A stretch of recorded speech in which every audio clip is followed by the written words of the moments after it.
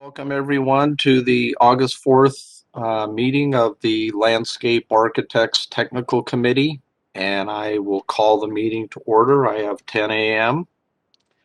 I'd like to welcome everybody who's attending the meeting, including all of our committee members, as well as Ron Jones, who is the current liaison from the California Architects Board. So with that, I'd like to take roll of all the committee members to establish a quorum. Andrew Bowden. Present. Pamela Brief. Present. Susan Landry.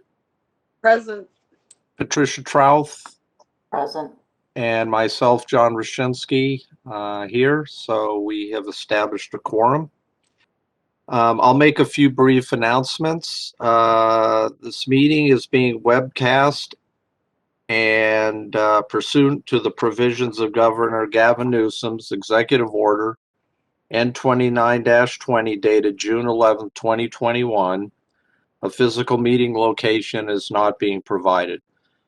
Participants watching the webcast will only be able to observe the meeting. Anyone interested in participating in the meeting must join the WebEx meeting.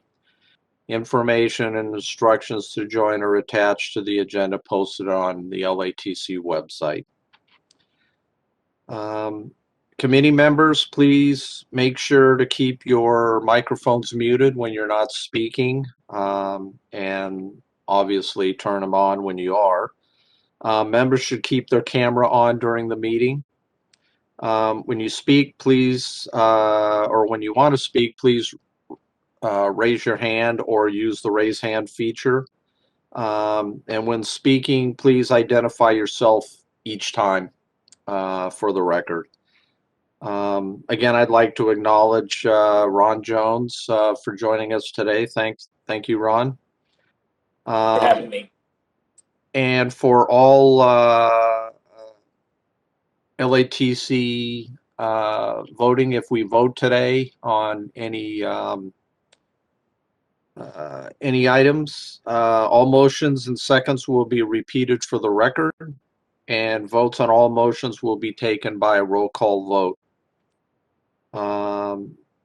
Roughly around noontime, we'll take just a brief moment to decide if we want to continue on for a little bit or take a short lunch break at that point. And at this point, I'd like to ask any of the other committee members if they have any comments or anything that they'd like to bring.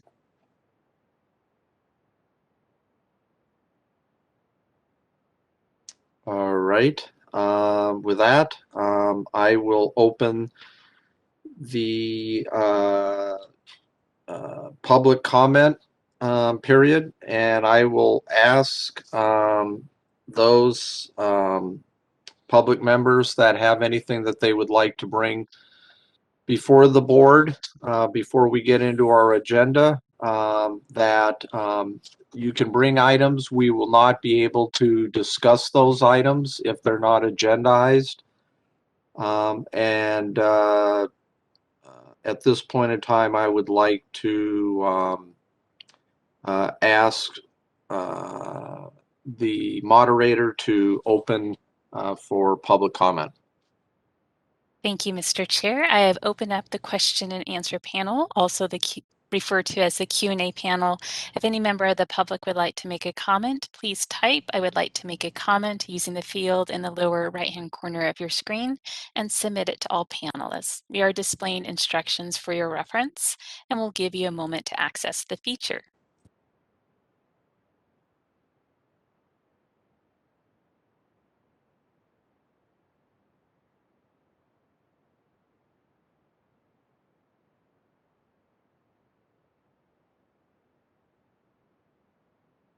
This is the moderator. I see no request for comment at this time. Mr. Chair, would you like me to close the Q&A panel? Yes, please. You're welcome. It's closed. All right, thank you. And I would like to just add before we move on that we have a pretty lengthy agenda today, so I just ask for everybody's patience, and we'll get through all of this. I will ask the committee members if for any reason during the meeting you need to take a break or whatever, just let us know that, and we can either pause for a short break for everyone, or we will just continue on at that point in time. All right, and so with that, I'd like to move on to item D of our agenda, update on the Department of Consumer Affairs, and I will ask Brianna Miller, Manager of the Board and Bureau Relations, to present this item.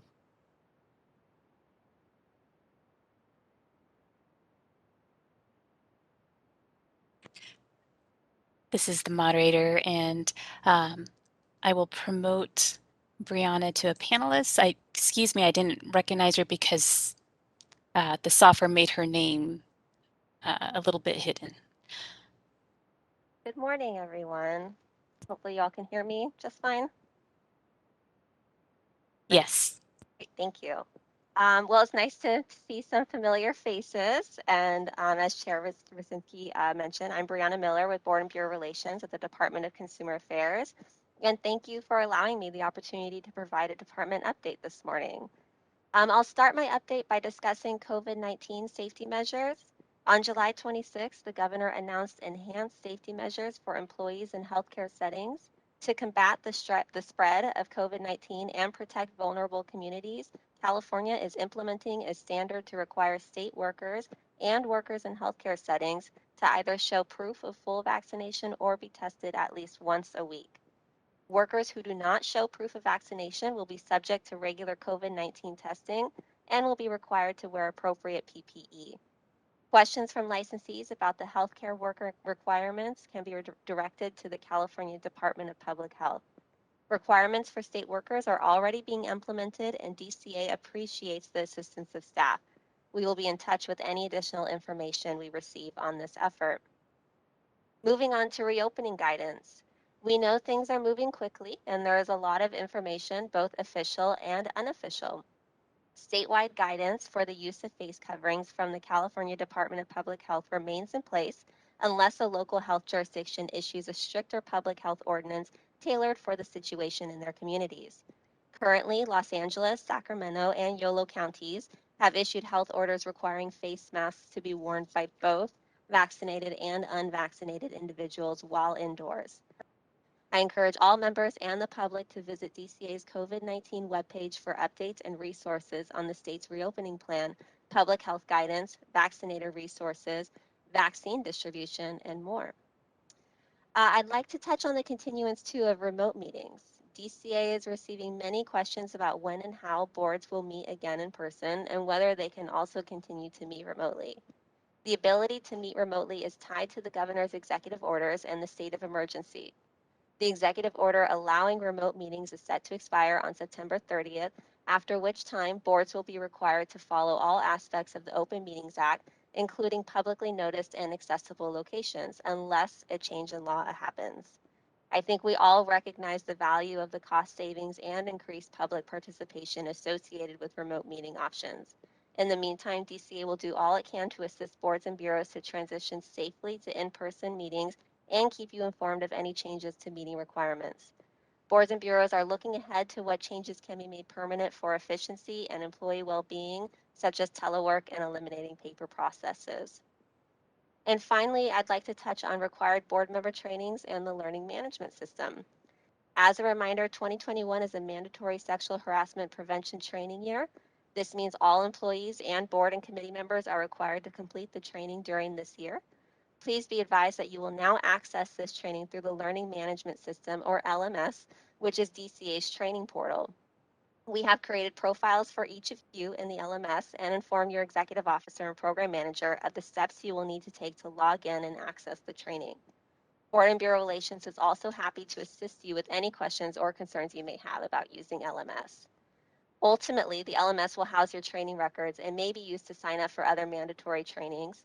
We are proud to announce too that LMS is now something which you can use to register for the board member orientation training. And as a reminder, that is a training that you would take upon appointment or reappointment to the committee. And just as a heads up too, the next board member orientation will take place on October 13th and will be held via WebEx. So as always, the Board and Bureau Relations is here to help. And if there's anything we can do to assist, please reach out.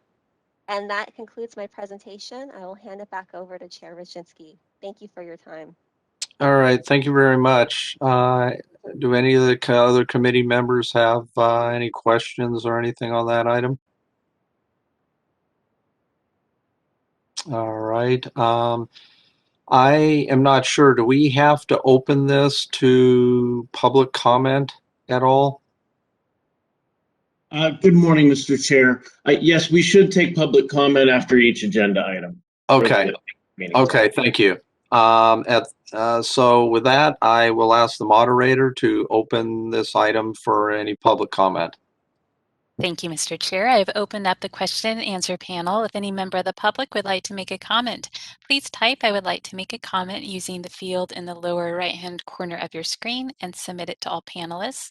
We are displaying instructions for your reference, and we'll give you a moment.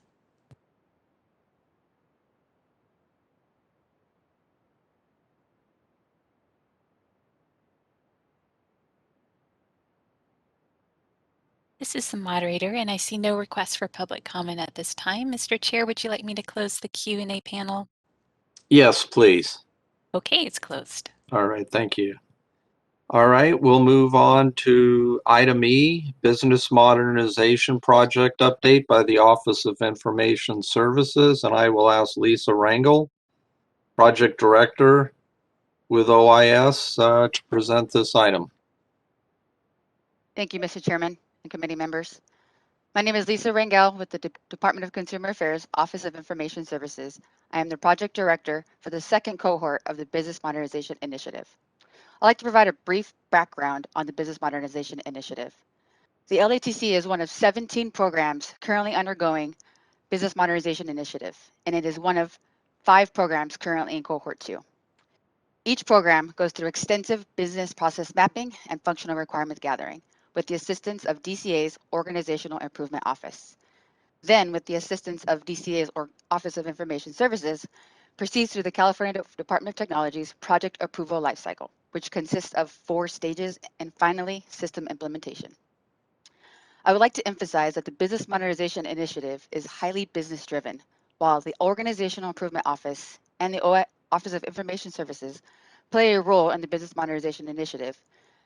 Committee staff have been instrumental in the level of effort and quality provided in the process thus far.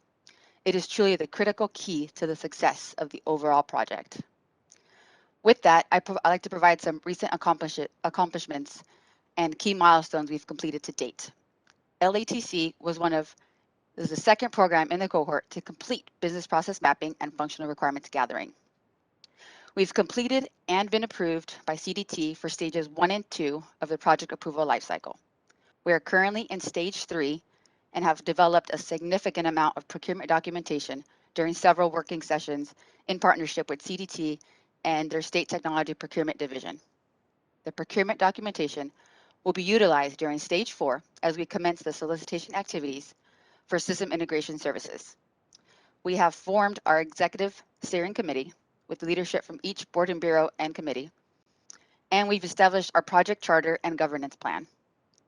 Also, as a cohort, we've selected a new software solution as a result of our exhaustive market research during stage 2. And finally, we've identified our scope of work for the initial release of the project. Some upcoming activities. Upon approval of stage 3, we will officially be in stage 4, which consists of a release of an open solicitation for system integration services to configure and develop our new software solution and complete project deliverables. We will evaluate and score the responses received as a result of our solicitation release. We will negotiate with the highest bidder scored and ultimately award a contract. I would like to close with noting that there is still a lot of work to be done before we can begin the project. During the project, we anticipate 100% resource allocation in order to meet project milestones and keep positive momentum. With that being said, the level of commitment received from committee staff thus far has been outstanding, and the Office of Information Services would like to thank Trish Rodriguez and her continuous support of the Business Modernization Initiative. I look forward to keeping positive momentum moving forward. With that, I'd be happy to answer any questions you may have. Thank you. All right, thank you. Anyone on the committee have a question or comment on this? Yes, Chair Roshinsky. Yes. This is Andrew Bowden. I'd like to ask a question. Is there a time frame as to when this project will actually be completed? Currently, we anticipate the project to be about an 18-month duration, and roughly starting hopefully early spring, if not sooner. So anticipate a fall 2023 completion of the project. Great, thank you very much. You're welcome. And what completion of the project, does that mean that at that point in time, obviously it'll be fully implemented? I guess my question is, that would be for all of the boards or bureaus that are currently would be involved with this solicitation, correct? That is correct. Okay. Would that necessarily mean that it couldn't be sooner than that for a particular board or bureau, just depending on how the vendor schedules their work? Or will they all come on roughly at the same time? We will complete the project at the same time. However, during that 18-month duration, we will have several iterations of product implementation, which means the project will continue during the 18 months, but we will release functionality to the public during different stages of the project. So there will be some applications available online while the project is still underway. Mm-hmm. So it'll be iterative chunks of pieces, like taking a bite of an apple until the whole apple is released and available to the public and Right. back office staff. Mm-hmm. All right. Well, thank you very much for your presentation, and we look forward to this going forward. So, Chair, may I ask one more question? yes, yes, Andy. Just for our edification, could you tell us what actually is covered within the project? I mean, what is the end result going to be, and what will it do? Well, it'll be quite a bit of functionality. So the ability of submit applications online, make payments online, ability for licensees and applicants to check application statuses once they're submitted at different stages of the process. They will have the ability to communicate with board staff via text, via email, regarding deficiencies of the application, if any. Maybe ask questions. We will have enforcement intake available online. And it's really more of a robust online presence than our current legacy systems can provide today. Okay, thank you very much. You're welcome. All right, thank you. All right, with that, I'd like to open this up for public comment. Thank you, Mr. Chair. I have opened up the Q&A panel. If any member of the public would like to make a comment, please type "I would like to make a comment" using the field in the lower right-hand corner of the screen and submit it to all panelists. We are displaying instructions and we'll give you a moment to access the feature.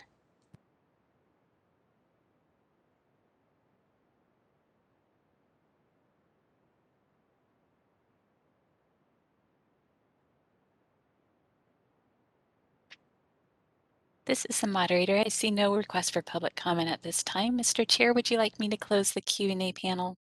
Yes, please. All right, it's closed. All right, thank you.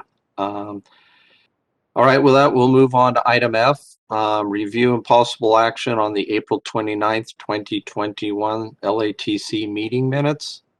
And at this point in time, I will ask the other committee members if you have any questions, comments, or anything on that?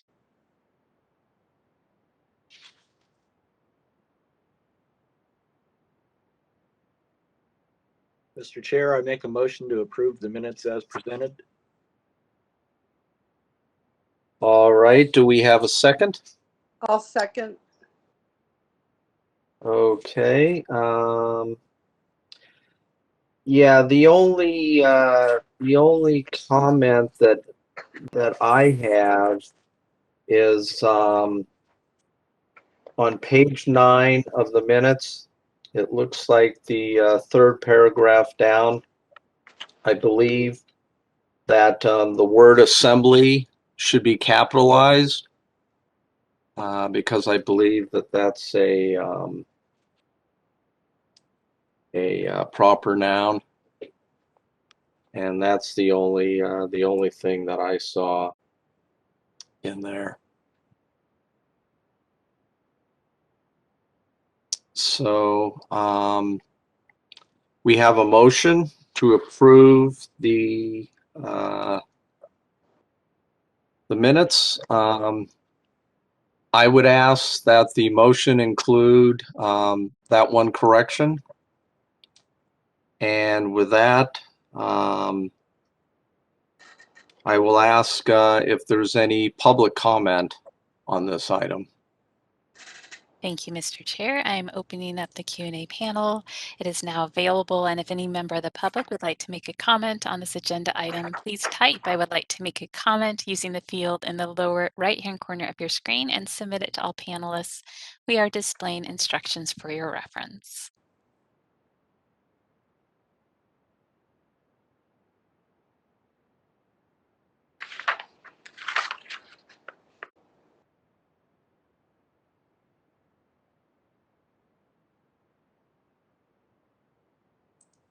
All right, this is a moderator. I see no request for public comment. Mr. Chair, would you like me to close the Q&A panel? Yes, please. Okay, it's closed. All right, thank you. And any other further comments from the committee? Okay, hearing none, I will call for a vote on the motion to move to approve the April 29th, 21 LATC meeting minutes with the specified corrections. And with that,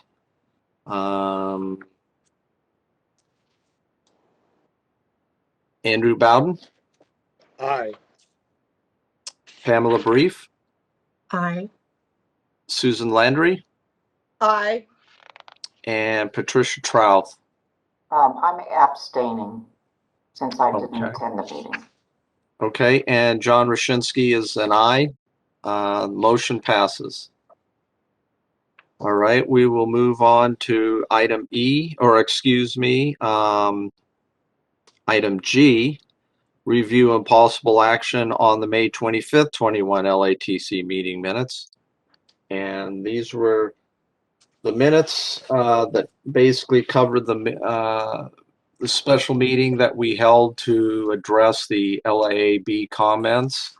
And with that, I will ask if there's any comments or anything from the other committee members.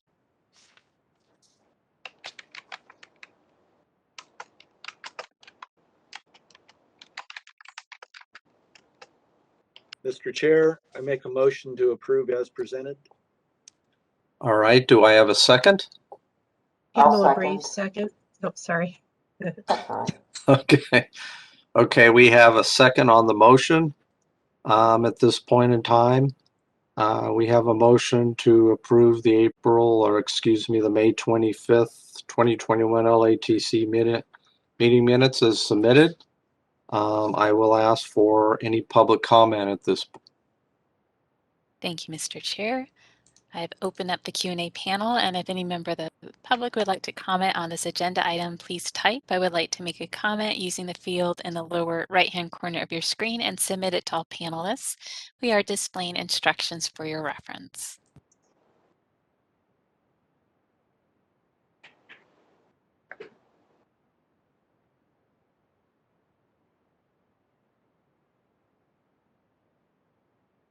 This is the moderator. I see no requests for public comment at this time. Mr. Chair, would you like me to close the Q&A panel? Yes, please. Okay, it's closed. All right, thank you. All right, so we have a motion, and if there's no further comments, I will call for a roll call vote. Andrew Bowden, Aye. Pamela Brief, Aye. Susan Landry, Aye. Patricia Trouth, Aye.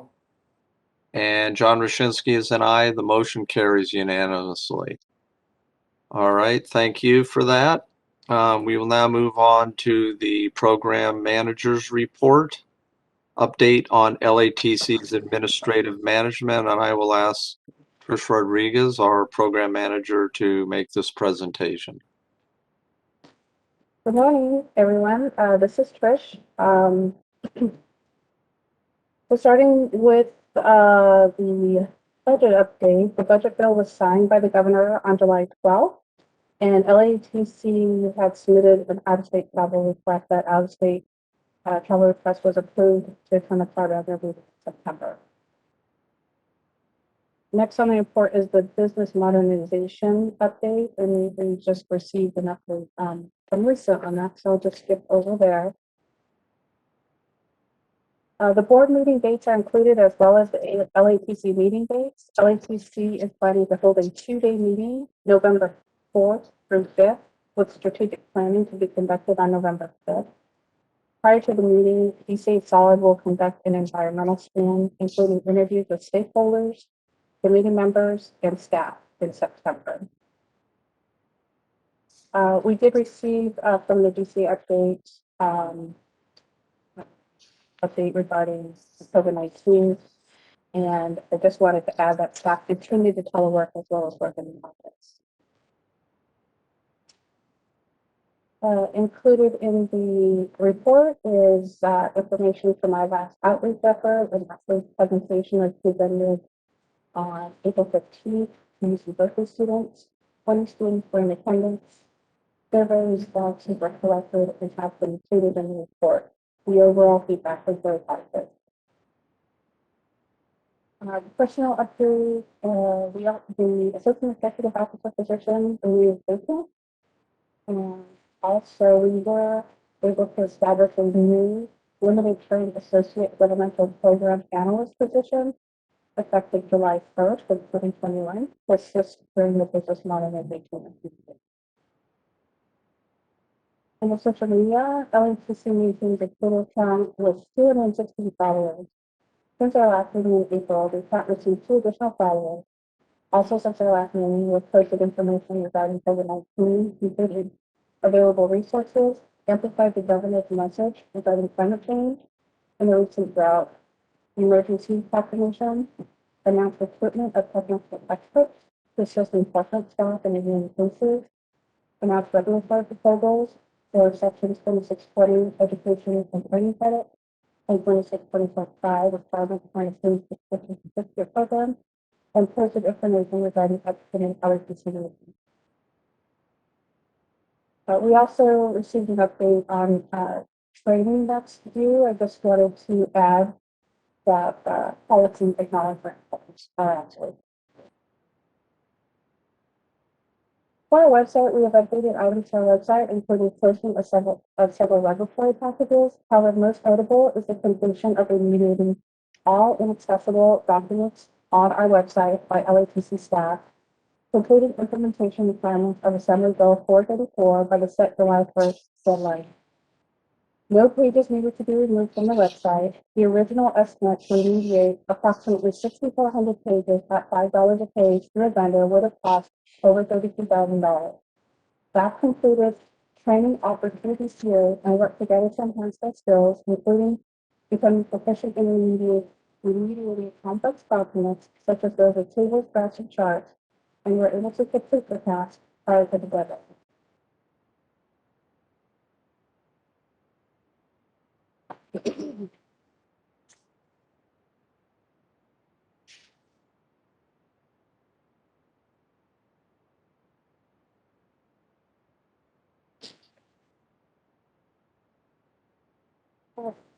Under legislative proposal, section 5659, inclusion of license number requirement, LTC is planning to find an author for a standalone bill and resubmit in 2022.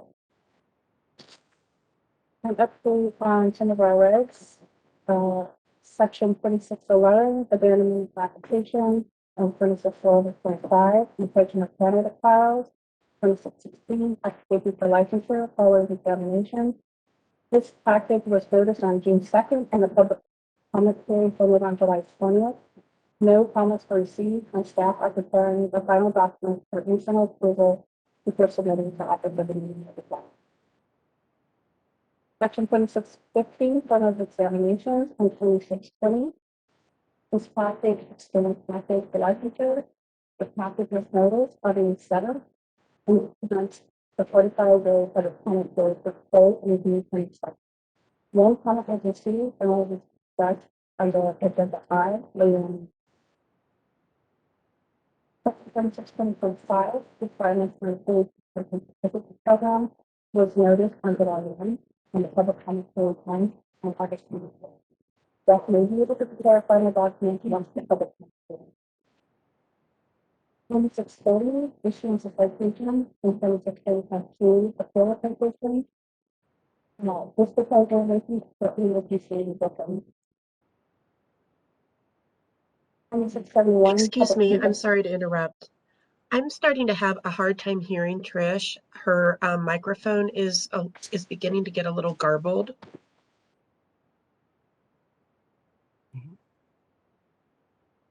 Notice I the moved my mic closer. Is this helpful? That's much better. Thank you, Trish. And I'll add to that the closed captions are not following, because I couldn't hear her very well, so I was trying to read the closed captions, and they're not necessarily picking up what she's saying. I don't know if there's anything you can do. I believe about once now that she's clearer, it should be fine. Let's give it a try. Yep, it is. It's better. Thank you. I did go all the way through section 2630. Was there a specific package maybe that you would like me to revisit? Or It's not I was any able to better. follow, but others might have questions. I can't, you have to speak straight and you're reading off to the side. And I think you have to face forward more. Okay, I will try to speak louder and I'll continue from there. Section 2671, public presentments and advertising requirements. LEC set an objective of researching the feasibility of requiring a license number on all correspondence and advertisement platforms to inform and protect consumers. Currently, this package requires that a landscape architect only receive their name and the words landscape architect in all forms of advertising or public presentments. In an effort to better inform and protect the health of consumers, the proposed changes for the LEC's press advertising requirements will expand to include license numbers in all forms of advertising. Proposed language to amend section 2671 was approved, submitted to the Office of Administrative Law for published notice of a 45-day comment period, which closed on June 2nd. One public comment was received in support of the change. Staff are preparing the final amendment. On the final red update, section 2680, disciplinary guidelines. In order to comply with English 38, changes to the disciplinary guidelines are necessary to reflect the proposed changes to section 2655 and 2656. Section 2680 incorporates the disciplinary guidelines by reference and required changes to reflect the revised disciplinary guidelines. This topic required extensive review and consolidation of the proposed edits to amendments, completed with recipients of relations to regulatory account. Additional edits to the disciplinary guidelines will be discussed under Agenda J later in the year. The attached chart for the status of regulations has been updated and included reference. Pass rates have been updated to include historical pass rate information for discussion from the April meeting. And under enforcement, the LACC opened 3 complaints during the second quarter, closed 6 cases, which averaged 123 days to close, and there are 6 pending cases for the city court. This concludes my report. Are there any questions?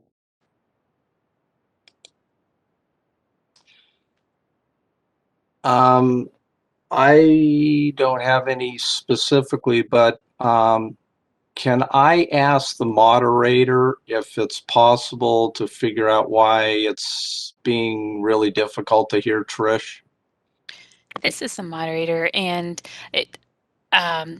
we could hear her pretty clearly when she held the mic directly to her mouth. I suspect it's a headset issue because as she talks, it becomes more and more garbled. Most likely the best solution would be for her to call in for her audio because I suspect it's her headset that's causing the issue. All right. Trish, I don't know. I Because I know I've seen you use that same headset before without any issues, and but for some reason it is really garbled this morning. Okay, I will call you.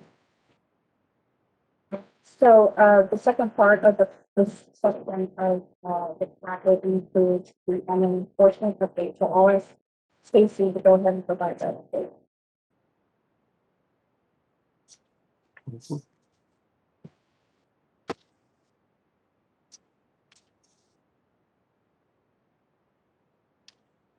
All right. Do we have any questions, comments, or anything from the committee thus far?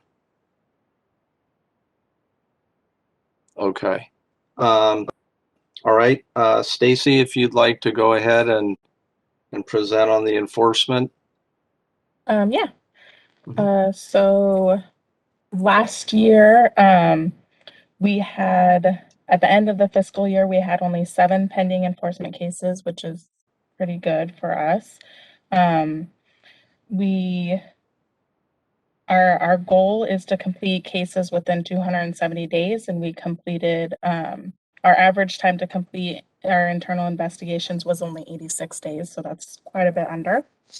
And then the attached graphs just show the types of complaints received by LATC during the last fiscal year, and then the comparison of complaints received, closed, and pending by fiscal year for the last 3 fiscal years.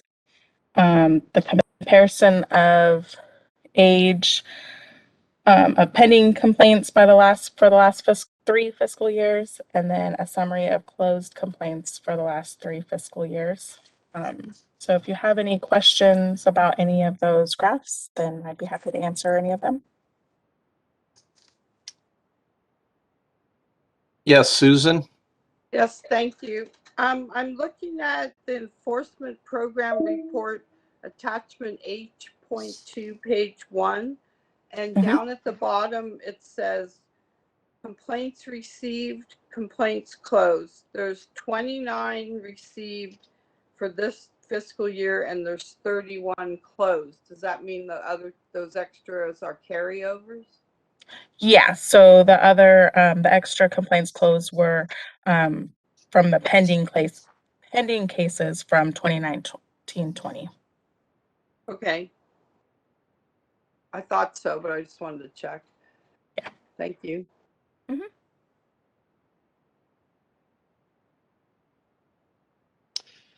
Chair Roshinsky? Yes. I don't have any questions on this, Stacy. I just have an observation, and that is this information is going to be probably pretty critical to us a little bit later on this meeting when we start talking about continuing education, the possibility of continuing education and addressing issues that relate to, enforcement. So we'll need to come back to this, I think, a little bit later. Yeah.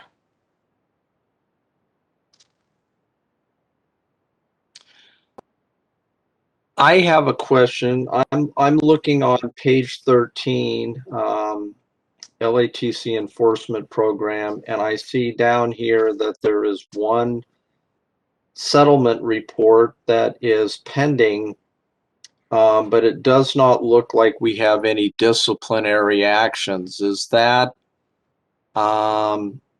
wouldn't a settlement be associated with a disciplinary action? No, so settlement cases come to us if a licensee was involved in a settlement case with a client, and then it comes to us for us to review on whether or not there is a violation of the Practice Act. A lot of times there isn't because, they settle out of, to save money basically. So as of right now, for April through June 2021, it's an average of one settlement case pending, so we just haven't completed our investigation yet. Okay. Okay, thank you on that. Just for my own clarification, looking at the current quarter, it looks like we've received or reopened 3 new actions. We've closed 6. So I'm assuming that it looks like based on the previous quarter that there were 3 cases that carried over and plus the 3 new ones, and so that's what equates to the 6 pending. Is that correct? Yeah, so for the quarter April through June, we only had 3 new cases come in, but we closed 6 cases, and then we had the 6 pending. And then the prior quarter, so January through March, we had received 10, we closed 6. And the prior, so January through March, we had 9 pending cases. So in April and June, we had less pending cases because more were closed. Okay. I'm just curious, just looking, are there any particular times of the year that it seems more complaints come in than other parts of the year, or is it fairly even throughout? It's pretty even throughout. Okay. Okay. All right. Are there any other questions on either this item or the program manager's report in general? Yes, Pamela? Yes, thank you, Chair. I do have a question for Stacy. I am sure this is all in the public record as well, but I am curious if there is a portion of the profession that sees more of these cases opened, i.e. residential design or commercial projects, or is it spread across evenly throughout the profession? It really the majority of our cases that come in are for unlicensed. When it does happen to be licensees, typically they're for residential and less settlements. Settlements are mostly commercial or county or city. So, but for the most part, if it's against a licensee, it's usually residential. Thank you. Susan? We don't know of all settlement cases though, right? Or does any settlement get reported? So all settlements that result in a settlement more than $5,000 should be reported to the board. Otherwise, it's a violation. Okay, because I know in Campbell we had 2 settlements for cases, and I don't know, you don't put names or next to numbers, but I'm just curious if every single court settlement is recorded. You're saying yes. So if it's a settlement case that involves a landscape architect and the settlement results in an amount greater than 5,000, then they are required by the Practice Act to notify LATC. Okay, I don't think that it was submitted, so I'll find out more about that. Thank you. Mm-hmm. All right. I know that I did have a couple comments on the LATC exam program, but I will hold those for the OPES presentation. So with that, if there's no further questions or comments from the committee, I will ask for any public comments on this item. Thank you, Mr. Chair. I have opened up the Q&A panel. If any member of the public would like to make a comment, please type "I would like to make a comment" using the field in the lower right-hand corner of your screen and submit it to all panelists. We are displaying instructions for your reference.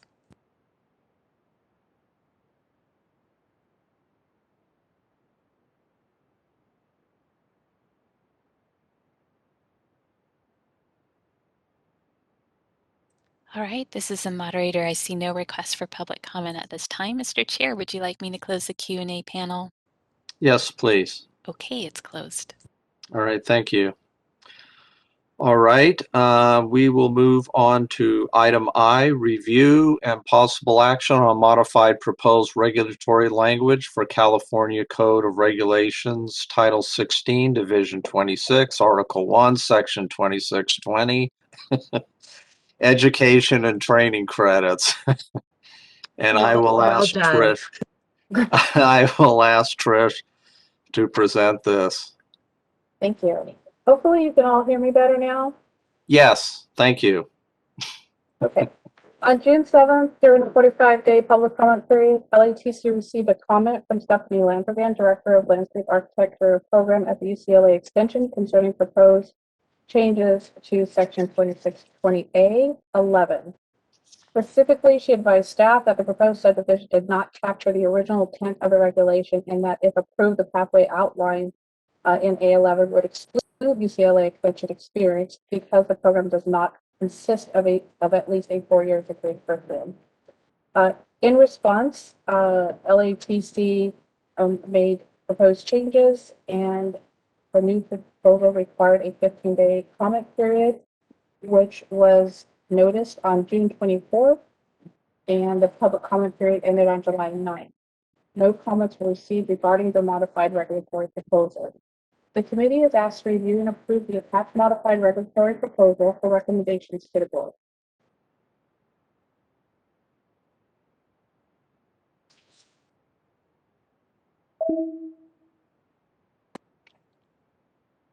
Okay, is that it? Yes. Okay. All right, I will ask the committee members if any of them have any comments or questions on this proposal.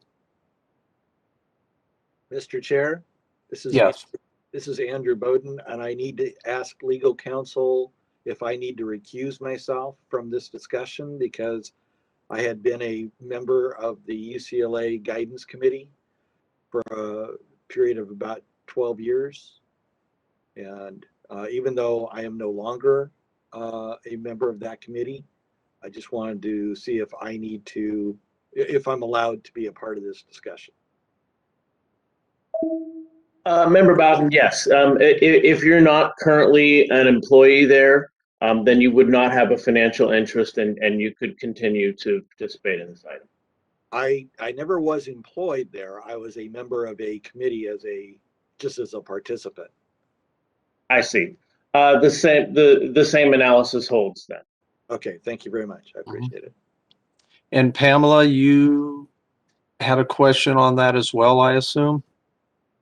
I will need to recuse myself from this discussion as I am currently teaching capstone at UCLA this quarter, and I am on the advisory committee as well. So I have 2 strikes against me there, and therefore would need to recuse myself. All right. Chair Rushinsky? Yes. Are you entertaining motions to approve this as proposed? I will in just a moment. Susan has a question. I can see her hand raised. Yes, Yes, Susan. thank you. I don't know if I'm just having a bad morning, but I don't know that I understand the graph that's on attachment L.1 page 1 of 1. In the chart, the strike-throughs ends up reading partial completion as defined by subdivision of the extension certificate. And then the new language is along with a degree from an educational institution where the degree program consists of at least a 4-year curriculum. You get 1 year of credit.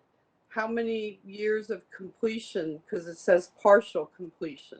Do you have to only, can you complete 6 months and have that qualify as a year? Or am I just reading this wrong? This is Trish. I can try and answer.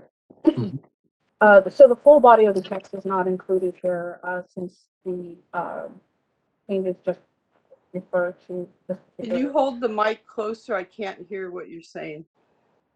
Can you hear? Not really. No? Can you just hold it next to your mouth closer? Sorry. Okay, 80% is, partial completion is defined as 80% completion of curriculum at any institution. Of the 4 years. Correct. Okay, thank you. Mhm. And if I believe, Trish, that it would also include, in this particular case, 80% of the total number of units required to receive the certificate, correct? In this case, that is correct. Okay. All right. I don't have any other questions or comments on this item. So if no one else on the board does, I would ask for a motion to approve as submitted. Roshinsky, I do have one other question of Trish. Was this reviewed with Stephanie Landrigan? Did she have an opportunity to read this? Because I'm a little unsure as to why the strike through where it says and the extension certificate program, because why is that not included?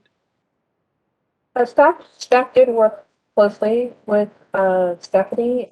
Courtney, do you want to add any specifics about that discussion that help respond? Hi, everyone. This is Courtney.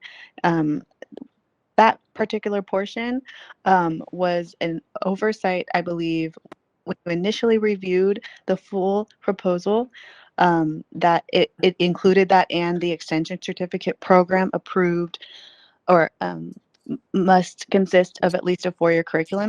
That doesn't make sense with the process. So there are no 4-year curriculum extension certificate programs. So it was just this pathway was summarized incorrectly when you all first reviewed it, I believe. So this is just to clarify the existing pathway. It's not creating a new one, and it's just clarifying that the extension certificate program is what the individual will have completed partial completion of, but they must also hold a 4-year degree. Okay, thank you. All right. If there's no further comments, I'll ask for a motion to submit or to accept as submitted. So moved. Second. All right. So with that motion, and I will read the motion. Motion to recommend to the board approval and adoption of the proposed modified regulatory text for section 2620, education and training credits is modified, and delegate to the executive officer the authority to make any technical or non-substantive changes that may be required to complete the rulemaking file. If we can agree on that, that will be the motion.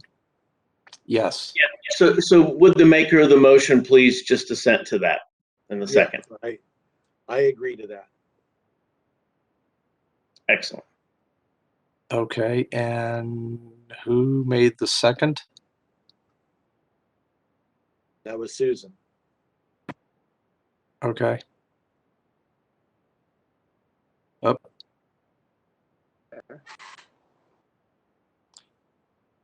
So Susan, do you accept the revised motion? Yes, I said it 3 times on mute. Okay. All right. All right. With that, we have a motion, so I will open this item up for any public comment. Thank you, Mr. Chair. I will go ahead and open up the Q&A panel. If any member of the public would like to make a comment on this agenda item, please type "I would like to make a comment" using the field in the lower right-hand corner of your screen and submit it to all panelists. We are displaying instructions for your reference and we'll give you a moment.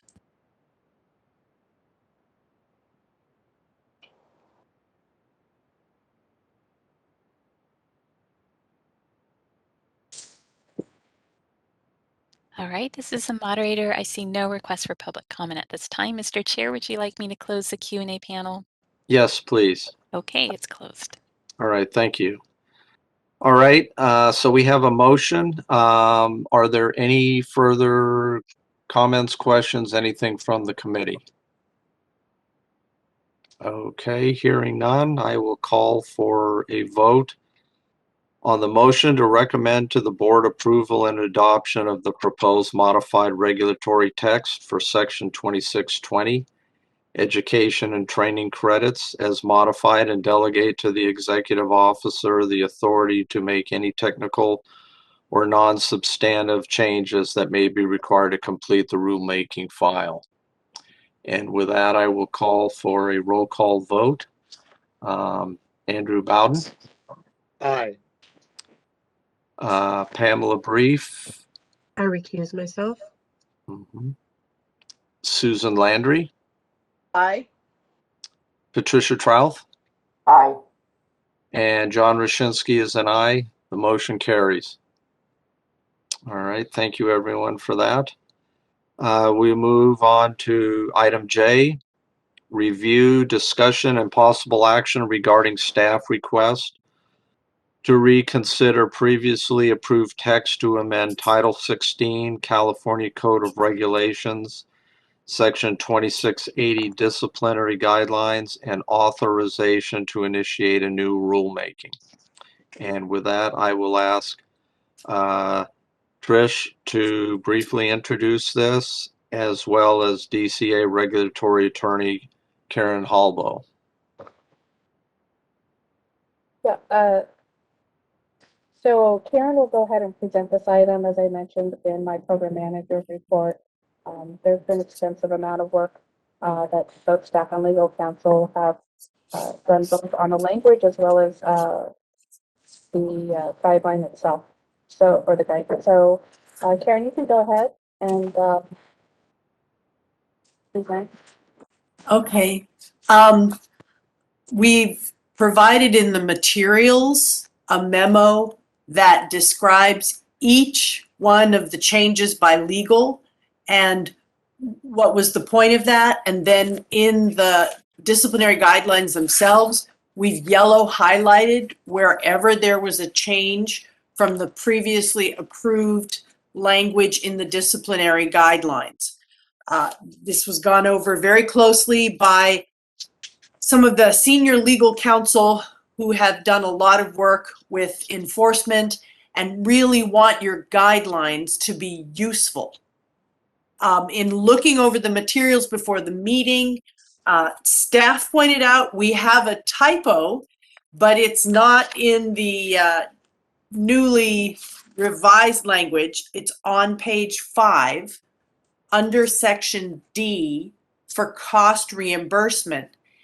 We have it saying in the first sentence, in which the licensee is found to have committed a violation, and that's a non-substantive grammatical, should be committed a violation. So while the executive officer has the power to make that correction, we did want to add this to the motion to correct that typographical error. And all of the other changes made, we've described what it is and how it basically makes the disciplinary guidelines stronger to move forward and get approved. The work that's been done on this package is not lost. It's easy to make the changes to the initial statement of reasons and notice and move this forward. But we want the text to be as strong as possible when we move it forward. And so that is why these changes have been recommended to the board and described in detail. If anyone has a specific question, I'm happy to answer that, but I didn't want to go over each of these when we tried to give it to you in the written form because it's a little hard to just follow looking at the sections. You read the description and that's what the change is.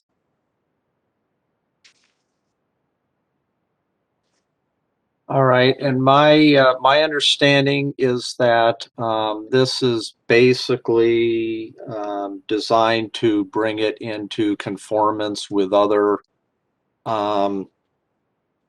guidelines for other bureaus and boards and okay. Not just into conformance, but make it more effective for the committee. When Right. we have model orders, the administrative law judges and the district, the enforcement process moves more slowly because they can just drag and drop the language. And that way we don't have orders that don't quite make sense. Enforcement things where the attorney has to go back again and again to get things clear and correct. Right. This should help streamline that. But because we have not sent this out for the first 45-day public comment period, that's why the motion is a little different on this in that it's asking, make it like a new rulemaking with this version being what you're going from and empowering the executive officer to have it go through the review process, go out to public notice. If there are no comments, finish the rulemaking. But there's the exact language has been provided. I believe the chair reads that. All right.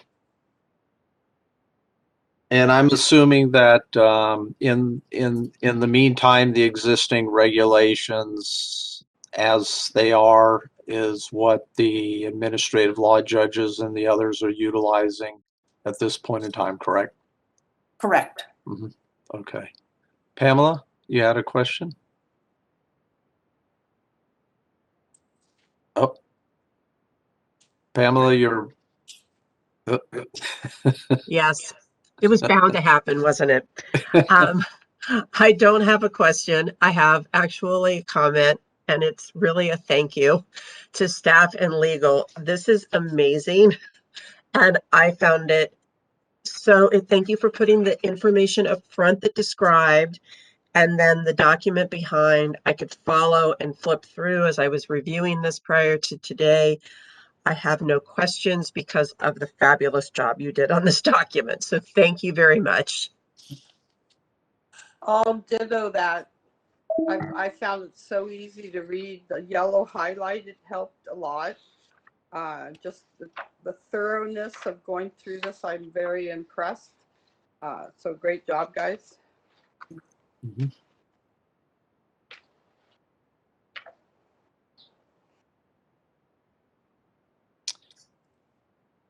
All right. Any other questions or comments or anything from the committee? Okay, hearing none. I do have a draft motion here. It's pretty lengthy. I could read the whole thing. That might be, let me go ahead and do that, and then I will call for an affirmation and a second on that. So the possible motion is motion to recommend to the board approval and adoption of the proposed amendments to the previously approved amendments to 16 CCR Section 2680 Disciplinary Guidelines, and to direct staff to initiate a new rulemaking by submitting the text to the Director of the Department of Consumer Affairs and Business, Consumer Services and Housing Agency, For review, and if no adverse comments are received, authorize the executive officer to take all steps necessary to initiate the rulemaking process. If no adverse comments are received during the 45-day comment period and no hearing is requested, authorize the executive officer to make any grammatical or non-substantive changes required to the package and adopt the proposed regulations at section 2620 as noticed. So with that, I will ask for an affirmation of that motion and a second. I will affirm the motion. And I All will right. second. All right.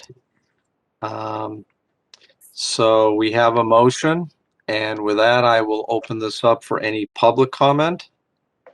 Thank you, Mr. Chair. I am opening up the Q&A panel. If any member of the public would like to comment on this agenda item, please type. I would like to make a comment using the field in the lower right-hand corner of your screen. We are displaying instructions and we'll give you a moment to access this feature.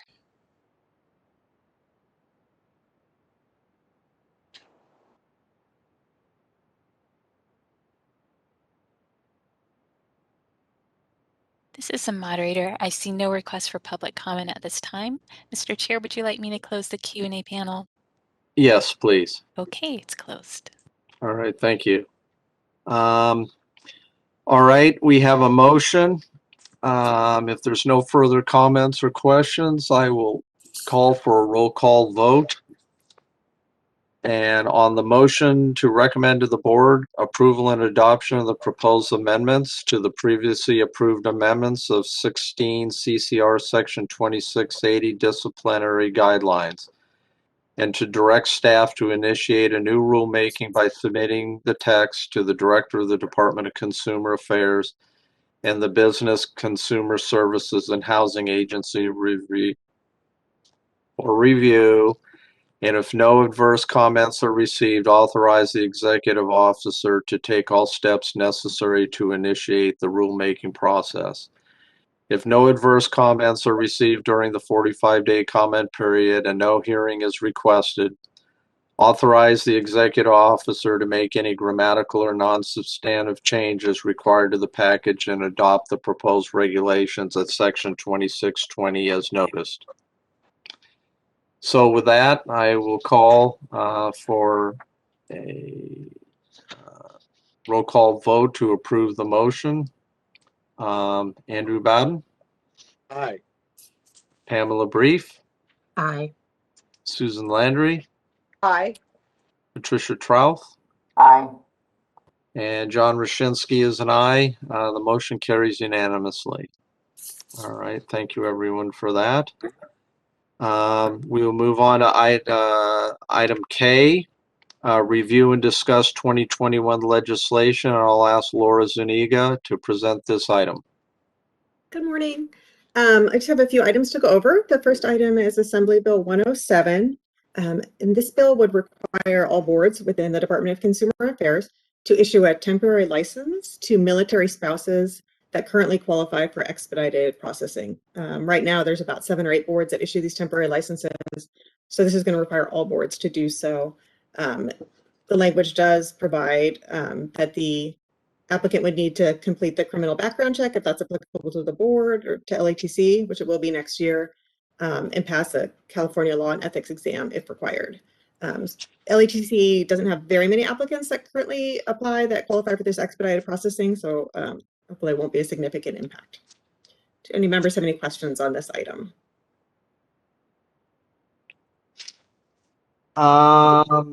Yes, I did have one question, and it is on page 6 of the bill, item H, and I'm not sure what that one is. It says the temporary license issued pursuant to this section shall expire 12 months after issuance upon issuance of a standard license, upon issuance of a license by endorsement, or upon issuance of an expedited license pursuant to section 115.5 or whichever comes first. In preceding that, under item G, it talks specifically about engineers, geologists, geophysicists, certified engineering geologists, so on and so forth. I'm just curious why, is there a reason why architects and landscape architects are not included in this? So sorry. I was just going to say specifically by name.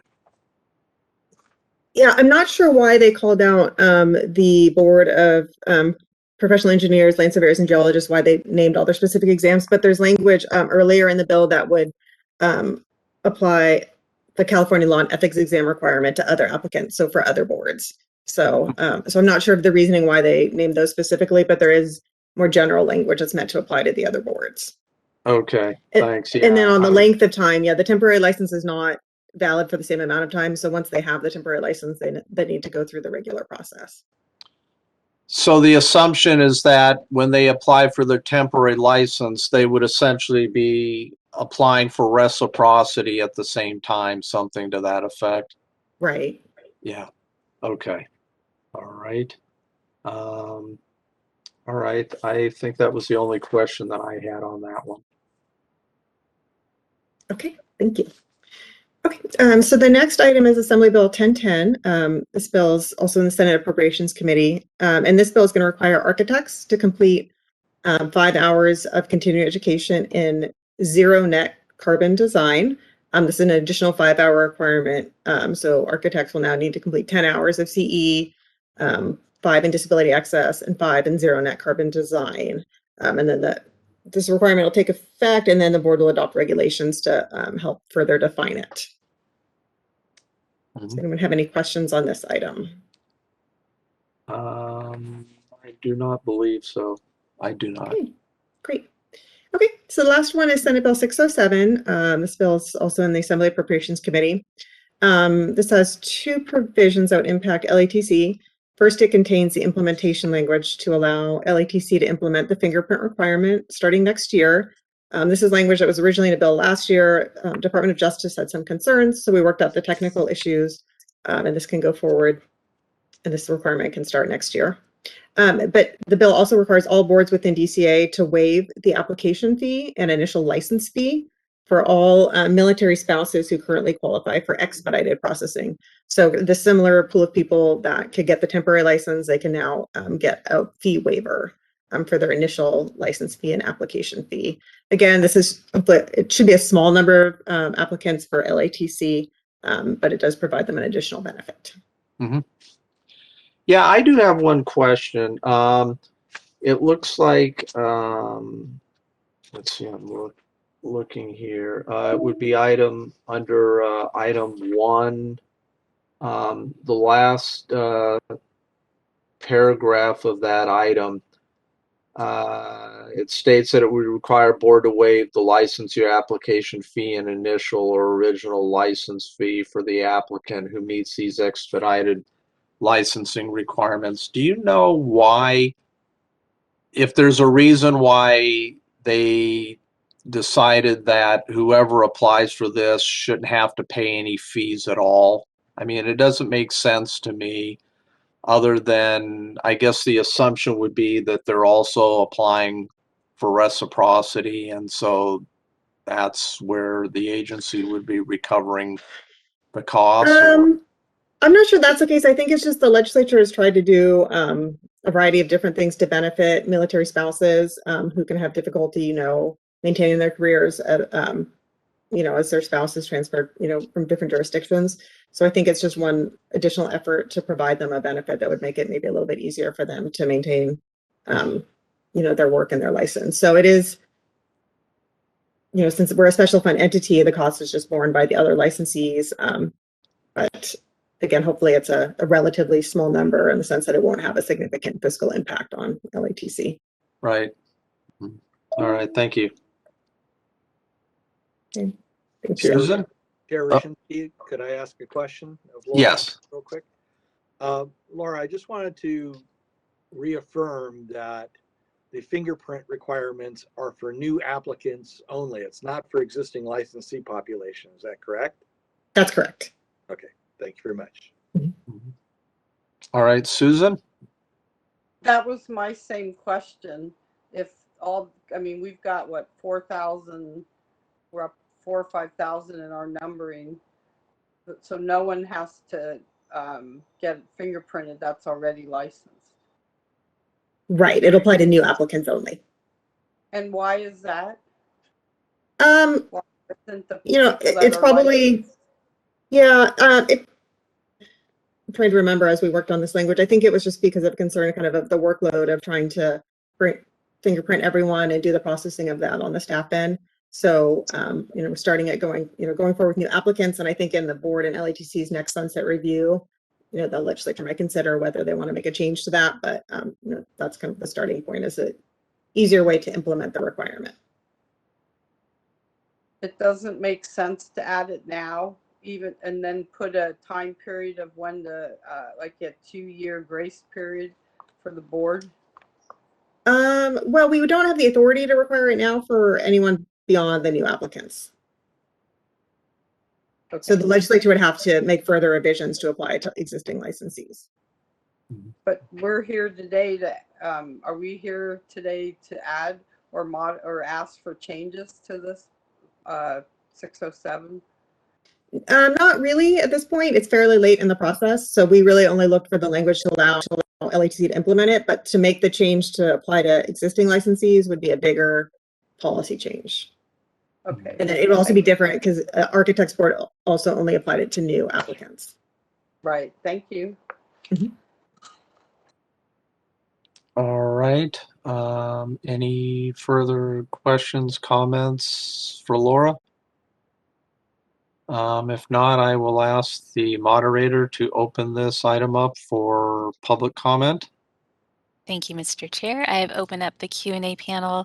If any member of the public would like to comment on this item, please type "I would like to make a comment" using the field in the lower right-hand corner of the screen and submit it to all panelists. We are displaying instructions for your reference, and we'll give you a moment.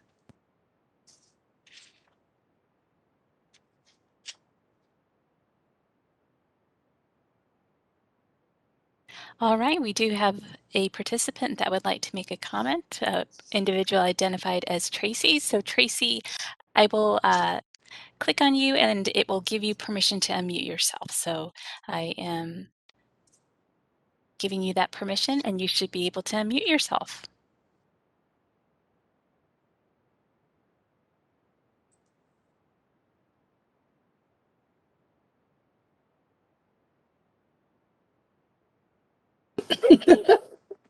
Okay, Tracy, we can hear you. Very good. The California Council of ASLA had a discussion on AB 107, not the most recent bill you were discussing, but it did have something to do with the supplemental exam and whether, you know, any of these newer people who are going to have the fees waived would be required to take that supplemental exam. Can you clarify that, Laura? Hey, Tracy, so I think the language in AB 107 is intended to require the supplemental exam. I don't think we would categorize ours necessarily as a law and ethics exam. So I'm trying to, I've asked the author's office that question of, is it intended to apply to all like exams like ours, which is what I understood the intention to be. Kind of waiting for a little bit more clarification on that. Yeah, and our lobbyists also asked that question at the author's office, and they said, well, we'll have to think about it. So yeah, so I guess what I'd like to do is offer a recommendation that LATC try to find a way to implement that supplemental exam, because it's not clear that these folks, when they're licensed in other states, have, you know, broached some of these subjects.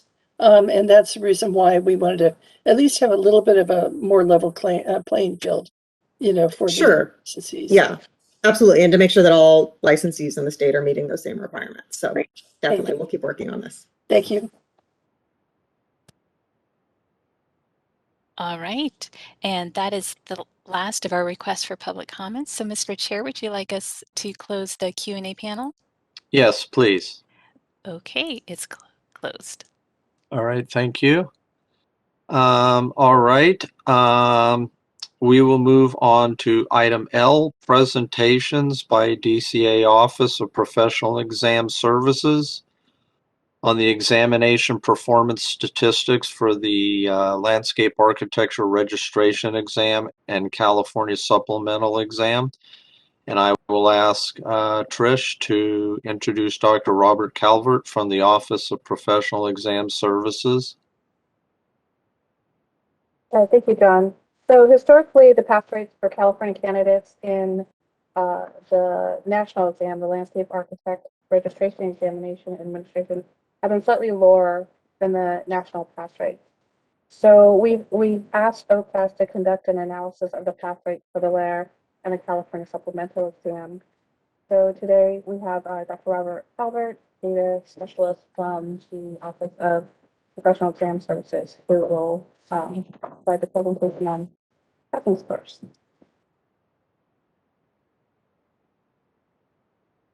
Thank you, Trish. I'm joined by Dr. Heidi Lenzer, who is the chief of OPES. And at points in here, some questions may be referred to her. Please do hold questions until the end of the presentation. All right. I like to start with a roadmap. So we are going to be moving through 3 different sections in this presentation. The first is general information as to what we kind of already know about, what I'm covering, why I'm here. Then we're going to all go back to grad school for a second and get a stats boot camp to tell you what's going on and why I'm analyzing things I'm doing and what my words mean. Once we move through that stage, we'll be able to look at and kind of discuss some of the things we were able to and were not able to identify throughout these examinations. So, let's see. All right. General information. We're going to start with who is OPES, what exactly am I here to answer, and generally speaking, what are some of the things we already know about the landscape architecture registration examination, which I will hereafter refer to as LAIR. All right.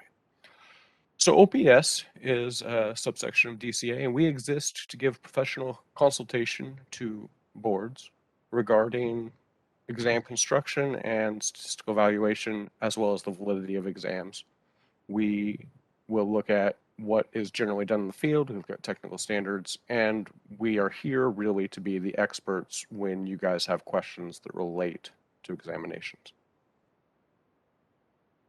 Some things we want to know about the LAIR, or more specifically, why I was asked to do this analysis. First, generally, are California pass rates significantly different than national pass rates? And that word significantly matters. We're going to get into that in our stats boot camp, but we all know they're different. We've seen that. That's why you asked me to look at it. So really what you want to know is it really significant? Now, if that difference exists, and a spoiler, it does, what are some of the possible causes for that difference? That's what I'm going to try to address here. And now for some things we know about the LAIR. Well, the LAIR has 4 sections, and those sections are independent of each other, which is to say that you could pass one of them and not pass another. Many people, in fact, the vast majority, take one section at a time. Very few people take multiple sections. A spoiler, California doesn't follow that same pattern always. You must pass all of these sections eventually to then be able to qualify for the CSE, which is another examination I'll talk about. And different states have different pathways by which you qualify to take this examination.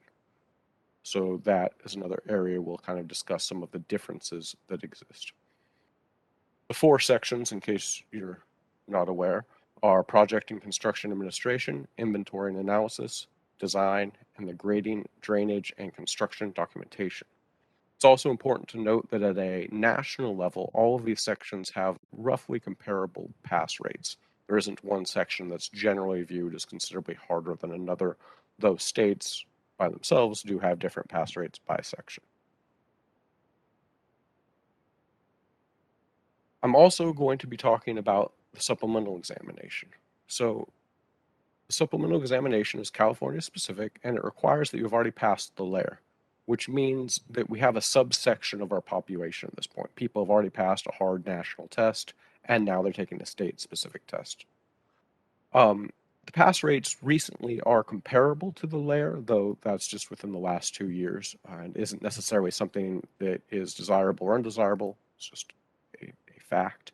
And because this is our data in our examination, I was able to get access to more data. So I know more about these candidates than I do about layer candidates.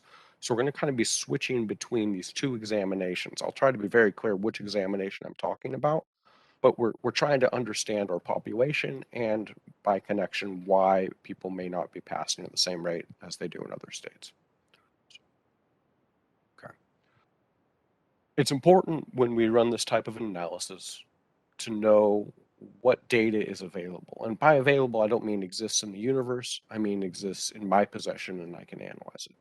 So Layer was very generous in providing the pass rates and sample size by section for 5 states. California we already had. And we took these states because 6 states. We have national. It's all right. Anyway, the reason I need those pass rates is to be able to compare us to some of these other states, and I selected the states with the most candidates. So when we go through and start looking at them, we have national data, which is every state, obviously, and then I have state-specific data down to 5 states, including California. At the CSE level, we know more things about the candidates. I hinted at that earlier. We know how they qualified for the examination at the layer level. We know what pathway they took to be able to take the test. Obviously, we know whether or not they passed. It's an in-house examination. We know what education they have. Did they get a graduate degree or did they have a bachelor's degree? We know more things about this group. And we also know how many times did they try to take the exam before they finally passed it.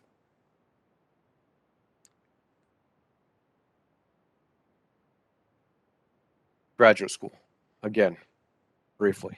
So there are a few words I'm going to be discussing in here that we want to just kind of be on the same page. The first that I want to talk about is effect size, and that's kind of a measurement of how big is this difference between groups. We're interested in, is California different than other states? So we want to know, well, how different, or how confident can we be that we are a certain amount different? The second is the significance level, and that is to say, how sure are we that there is a difference? It doesn't care about the size of the difference. It just says, how sure are we that there is a difference?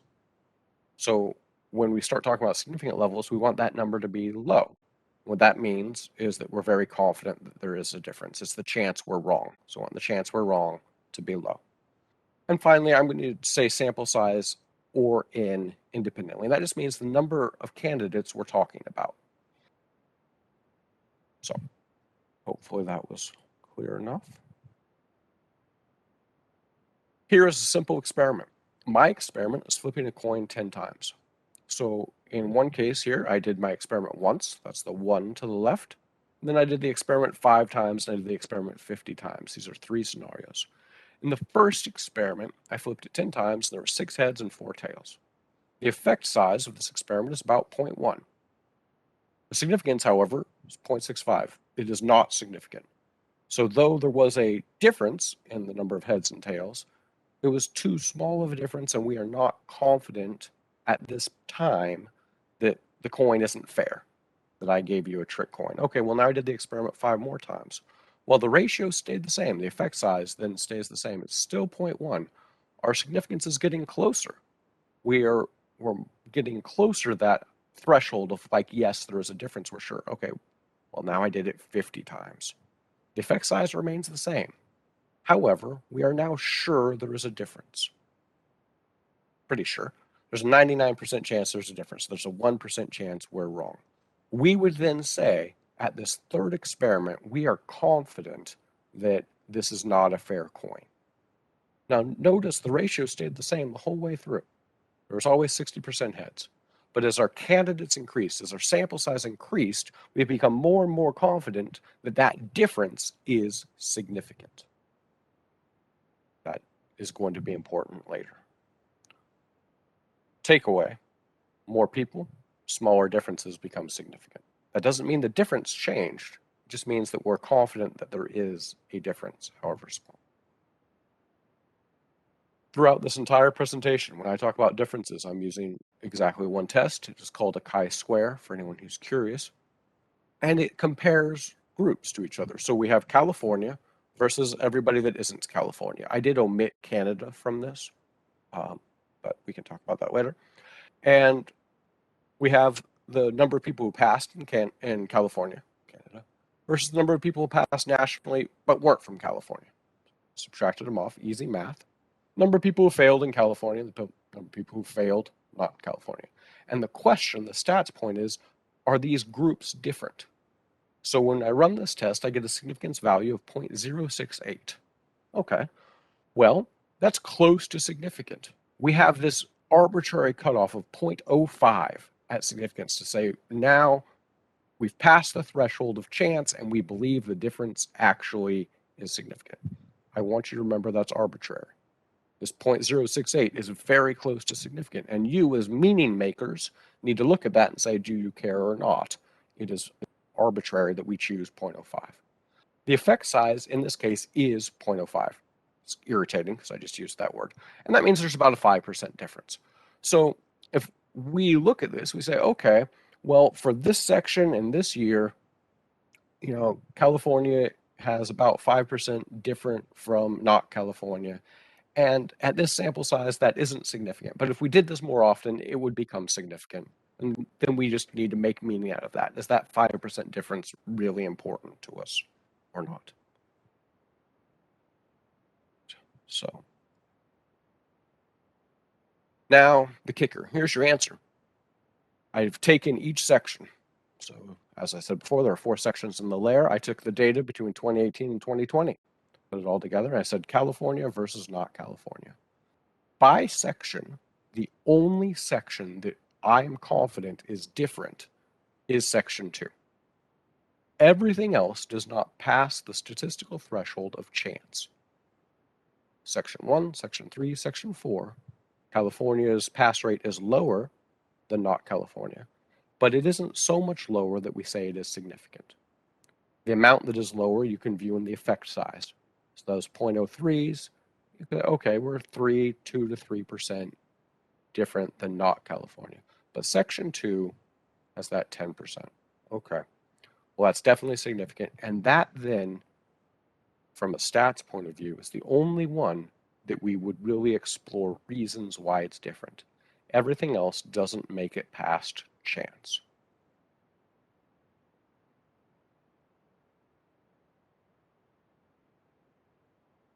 Okay, so since section 2 is the only one that's different, I kind of broke this down a little bit for you. I gave the numbers, and we can say this 0.10, that's a 10% significance. That's kind of what I just talked about.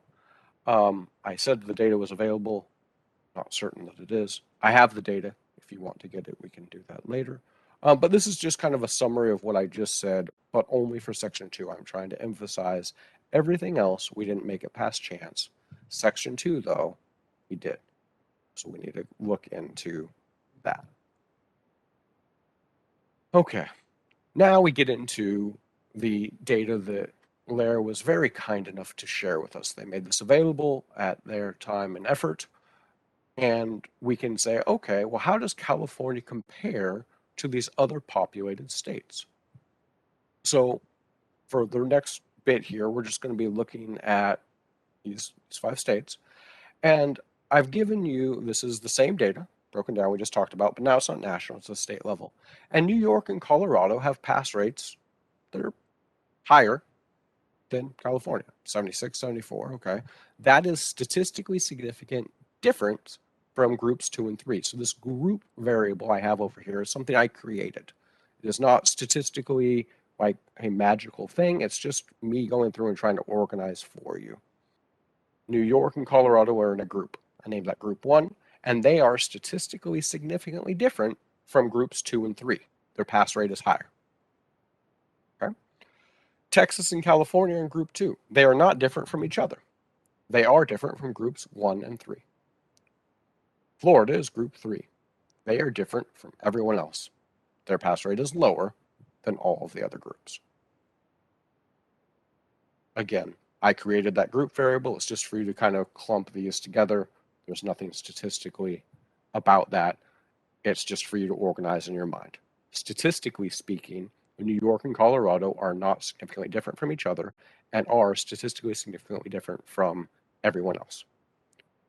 Texas and California are not statistically different from each other. Their pass rate is lower than New York and Colorado by a statistically significant level and greater than Florida's. That group thing isn't going to go away. I'm going to refer to it later. Hope that was clear. So that was section 1. This is section 2. This is the one that we said is different for California. Okay, well, even though it's different for California, California and Texas are comparable to each other. They're still in that group 2 category. Florida is still significantly lower in its pass rate. Colorado and New York are still significantly higher. Okay, we're starting to see a theme here. New York and Colorado are still significantly higher. California is in the middle, but in this case, we are different than Texas and Florida. So we are in group 2 alone, and Texas and Florida are taking up the group 3 slot. And for section 4, Texas comes back. New York and Colorado, consistently at the top. California, consistently in the middle. Texas and California stay together commonly. Florida, all the way across the board, lowest pass rates. Okay. All right, we have now established, to my satisfaction, that there is a statistically significant difference between these states, both at a national level, and we broke it down in the states. Now, what can we do with that? I'm not going to belabor this point, but causation is really, really hard to nail down, as you guys are all, I'm sure, very well aware. So we can look at some things and say, okay, it seems like this is different. Maybe that's contributing, but nothing I say here should be interpreted as A is causing B. I have not been able to run that analysis. I can't tell you that. Not only that, but that analysis is not feasible. Okay, sorry. Good.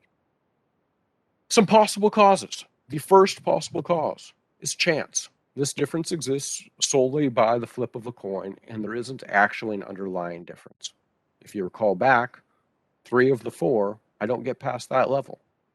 Section 2 is the only one that beats my chance threshold. Okay?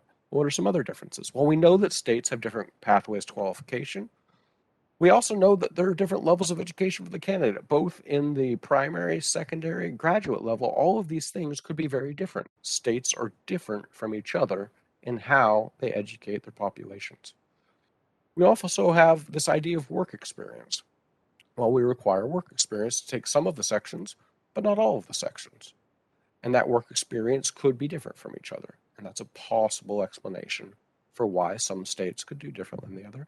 And the last, it doesn't matter what I was talking about, the examination is a possible cause of a difference. I'm not saying it is, to be very clear. I'm just saying, as we imagine things and think about them, of course, a test could be biased towards one group and not another. All right, my first cause, chance.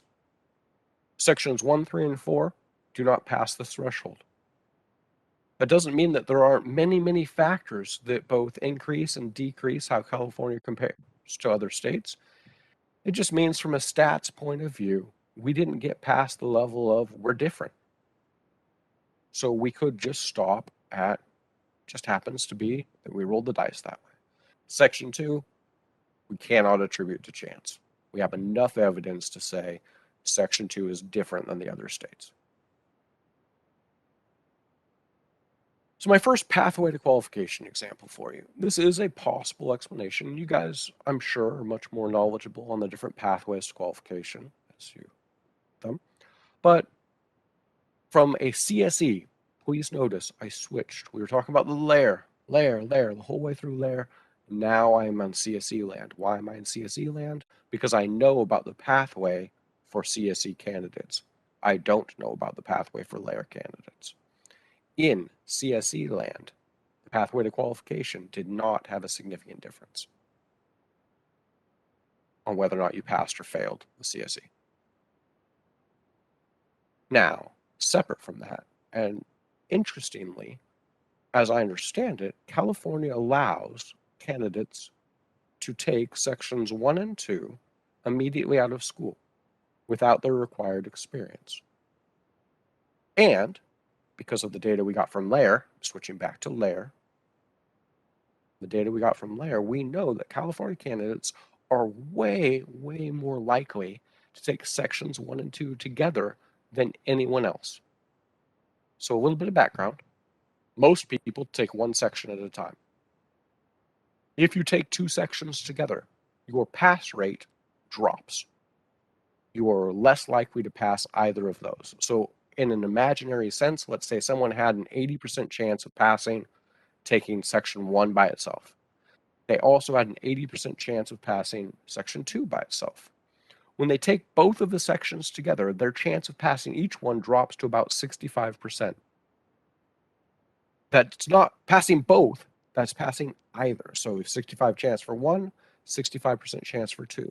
You take two sections together, the chance of passing goes down for each section. And California candidates are way more likely to take sections 1 and 2 concurrently than any other state. Now, with that said, we're talking about a very small number of people that take sections together. Most people take sections 1 at a time. So, as we're thinking about this difference and ways we can explain the difference, this might explain some of that 10% difference. It certainly doesn't explain all of it, because we're talking about relatively few people. Next, I have the education of the candidate. I would like to be clear, I'm not talking necessarily about college here, though we will some. I'm just talking about you grew up in a state. You went through kindergarten, you went all the way through high school, you likely went through some public schooling, and states fund and execute differently at the education level. So, Colorado and New York, I would like to point out, I brought back those groups for you. Colorado and New York have higher performing education systems at the K-12 level. They also, as you recall, scored better in the LAIR. Is this obvious causation? No, I can't speak to that. I'm just pointing out this exists. We'd say, okay, great. Well, then Florida, who scored considerably lower across the board, is actually in the middle of the pack. And Texas and California, who are scoring on the lower section of these states, were in the second group. You should make some meaning from this. I'm not telling you necessarily what, but it is clear that the states who had the highest rank in their education also did the best. It also is clear that that's not the only answer, because Florida, in the middle of the pack, had the lowest passing rate.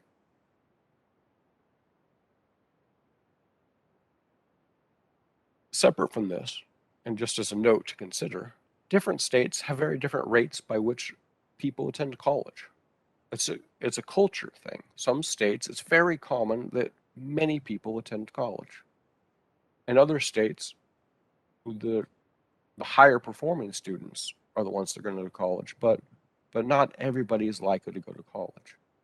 Okay, well, that's just a difference by state. If you have a state where the people who are the highest performers are the only ones in college, they're probably going to continue to do better. I'm not saying that's the case. I can't prove that. I'm just saying education matters, and when we compare state by state, we have very different education systems. Last. Well, we know that require work experience for some of these sections and not for other sections. We also know that work experience can vary widely just within California as compared to other states. Some firms are very specialized. They do one thing. So someone who has the work experience with that firm is going to be very good at some of the things on the examination. They also have not been exposed to other things on the examination. On the other hand, just the quality of your work experience may vary. You may have a candidate whose work experience was really helpful for them, and they were able to do lots of things and gain and grow. And you may have another candidate who was just putting in the time. The point here is that this varies. Because this varies, we can infer it would influence the test. More than that, different states have different standards of practice within what a firm looks like and what work experience would look like. That work experience then could vary by state, which would also influence your pass rates by state.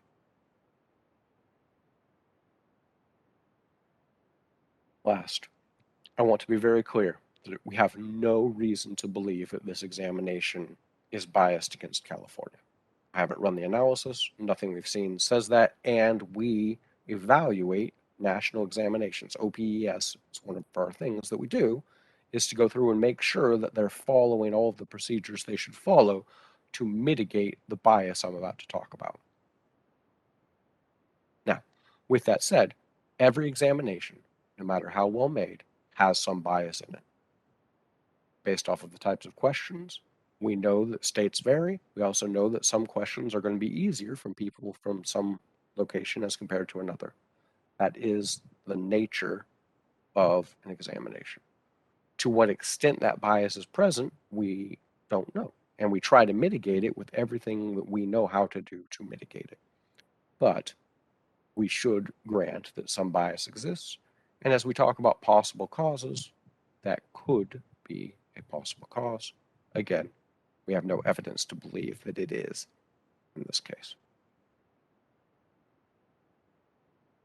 Conclusions for you. Section 2 is the only section that beats the chance barrier. All the other sections, though pass rate is lower than it is nationally, don't make it past. It could just be from chance. That difference in Section 2 is about 10%, and the cause of that difference is unknown, but it's likely to be a combination of many factors. Because I had access to your data, you get bonus analyses. We have the UC Berkeley extension I know about for the CSE. To be clear, we have switched now to CSE land. I know about the gender of the candidate for CSE data. I know about whether or not they came in by reciprocity or not. I know whether or not they have a graduate degree or a bachelor's degree, and I know whether or not their school was accredited. None of these things were statistically significantly different in terms of passing the CSE.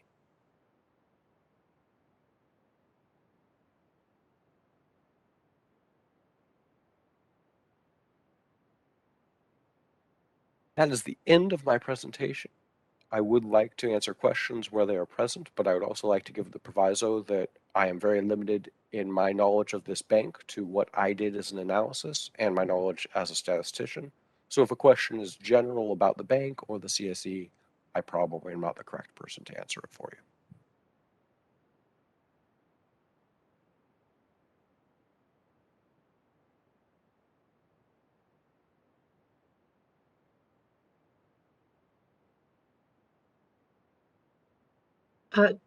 Chair, you are on mute. Sorry and thank you. Any questions from the committee?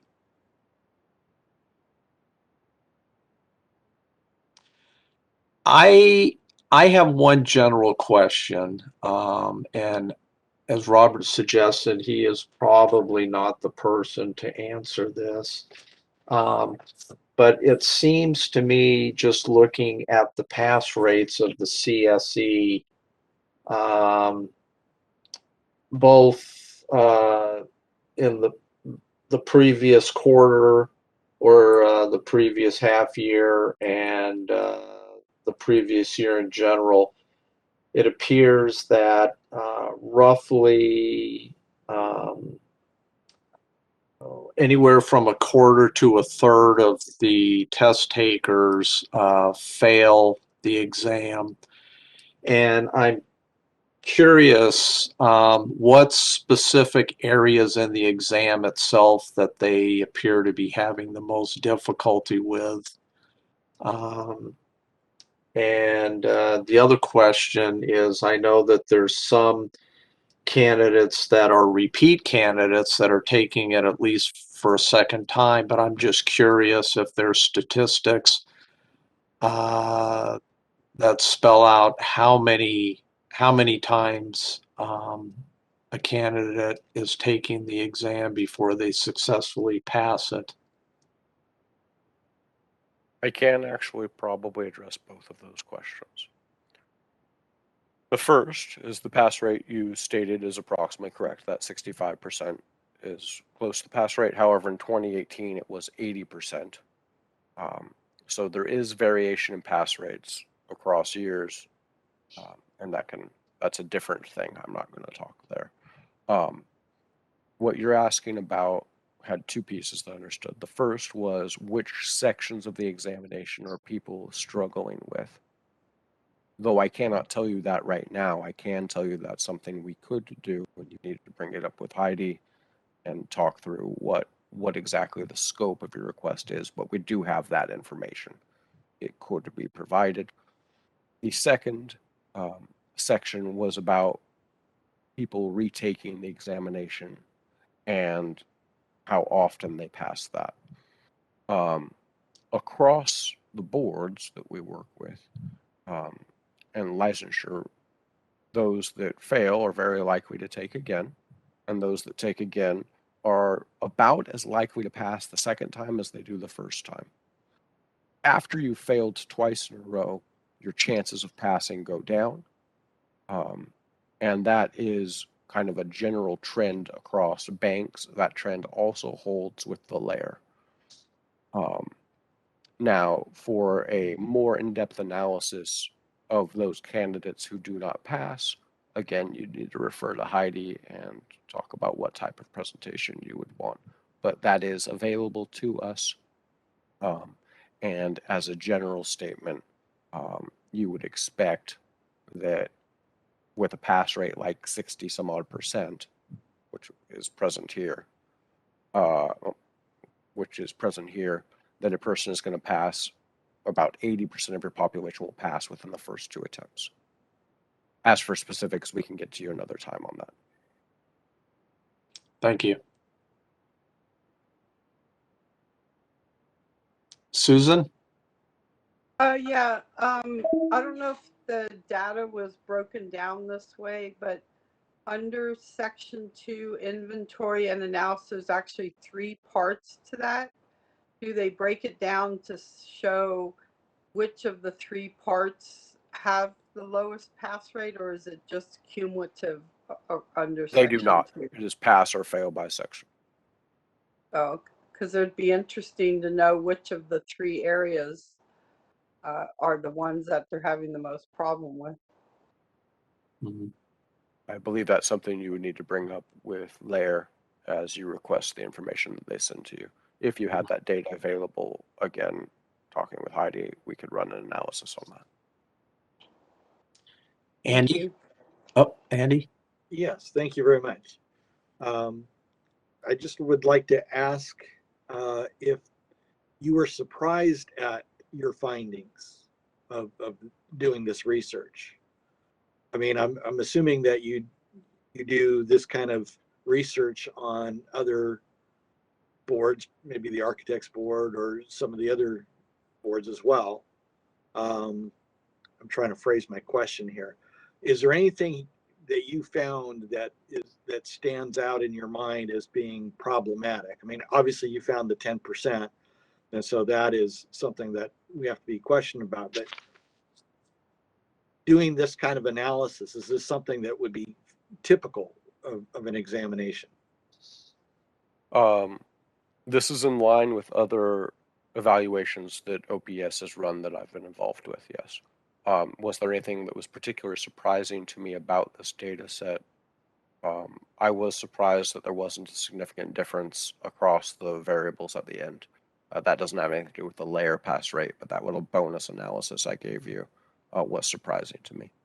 Most often we would expect to see differences across, for instance, graduate to a bachelor's level. Okay, thank you.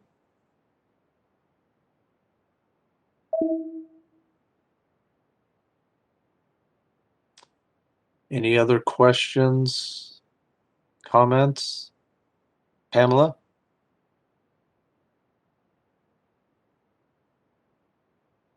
Thank you, Chair. Thank you very much for going through this with us so well. I appreciate that. I have one question for you. As it relates to the number of people taking section 1 and 2 together, although you said it was relatively few, that it was more than any other state, do you have a percentage attached to that you could share with us? I do. I have it in my notes. It'll take me a moment to find. Okay, thank you.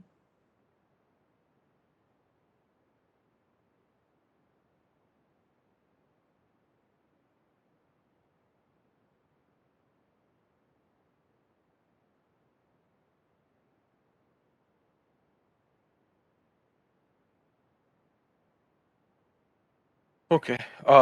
So I have it by number, not percentage. I could do the math for you if you needed me to. California. Number would be fine. Yeah, California had 103 candidates who took sections 1 and 2 concurrently, and 1,152 who did not. So if you want to just think as easy numbers, 100 to 1,000. Yeah. Everyone else had 100 who took it concurrently versus 2,600 who didn't. So it's just simple evaluation. Okay. You have Yeah. 1 to 10 versus 1 to 2.5. Mm-hmm. Yeah. Okay. Yeah, that's significant. Okay, that's helpful.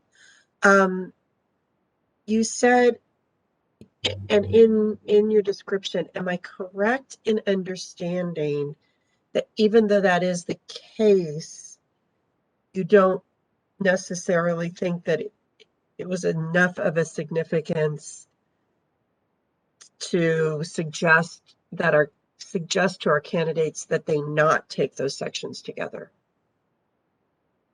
Does that question make sense? It does. I feel like that's very much an opinion question. Okay. So Yeah. I'll say that. It's not one way or another, like, wow, you shouldn't do that. I would rather have the option. Mm-hmm. You may let people know that the pass rate for taking sections concurrently is lower than taking them separately. Mm-hmm. That is something I would be confident asserting. Okay. Would I want to give guidance that you shouldn't? No. No. But that's me. Right. And I No. really am not in a position to share my opinion here. But Right.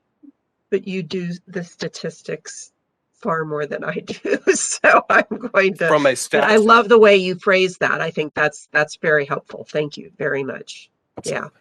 Point out the obvious and not give your opinion. That makes sense. Thank you. Andy, you had another? Yes, I do. Thank you. So let's just kind of back up here a little bit. There was it has not been all that long ago. It was not all that long ago that the LATC changed our requirements for taking the LAIR exam, where we allowed candidates to take sections 1 and 2 immediately after graduation. So I guess a question would come up is, did the pass rate for section 2 go down because of that? Can we investigate data going back prior to that when candidates were not allowed to take sections 1 and 2 until after they had completed their 2 years of experience as well as their education? In other words, I'm just trying to see if there's any kind of correlation that can be derived from this data that you've provided to us, because apparently section 2 is the one that is the most problematic, which is a little surprising to me because I would have thought it would have been section 4, which has traditionally been the more difficult subject matter. So this may not be a fair question to you, but could that be done? Could we look at data from previous to whenever it was that we made that decision to allow sections 1 and 2 to be taken immediately upon graduation, and look if there's a difference between the pass rates going backwards prior to I think your test cases were 3 years ago to present. So if we went back beyond that another 3 years, what would what would we find from that information? In other words, should we be still allowing our candidates to take sections 1 and 2 immediately upon graduation when it's apparent that section 2 is dragging down the pass rates? There were pieces of that were shoulds, which I cannot answer. However, from a data point, if we had the data from the previous section, I could tell you whether or not it was statistically different from the data that I just evaluated. Whether or not the difference is from that change and not any of the other factors that we didn't control for, I would not be able to assert. That would be for you as a meaning maker to make your own decision from. Mhm. Does that address your question? I don't mean to be glib. I can't do more than tell you whether or not they're different or not. Right, and I understand that. So you're really kind of affirming what I was thinking in my own mind. But I guess a question for the committee is, do we want to direct staff to initiate that level of research going back beyond or prior to us having that requirement, or allowing that pathway? So, I mean, we did it because CLARB had come to us and said that it was their determinants for success, that in their research, the states that allowed sections 1 and 2 to be taken immediately upon graduation fared better than students, or candidates, I guess I should say, candidates that took a different pathway and were taking those sections, or were allowed to take those sections after they had obtained their 2 years of experience, or whatever experience level it was. Is that making sense to anybody? Am I? It's sounding Yes. good in my head, but it may not be sounding good to you guys. No, it makes it, I think it's a good question to ask. Yeah, that I totally get what you're saying. I mean, there just needs to be some kind of correlation that we can point to, or that we could point to, I guess I should say.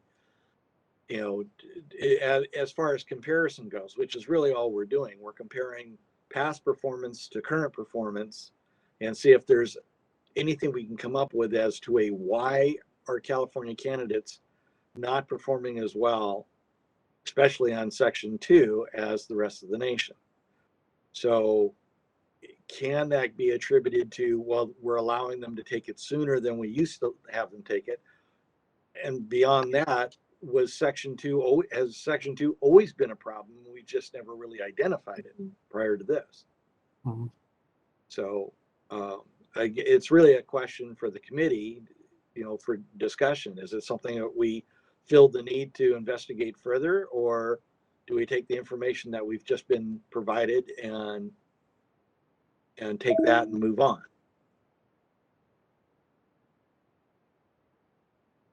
I have a question for you, Andy. So what would we do with that information? Well, I don't know. What are we going to do with this information that we just got? I mean, it's like, all right, we've now been told that, yeah, there's a problem with section 2.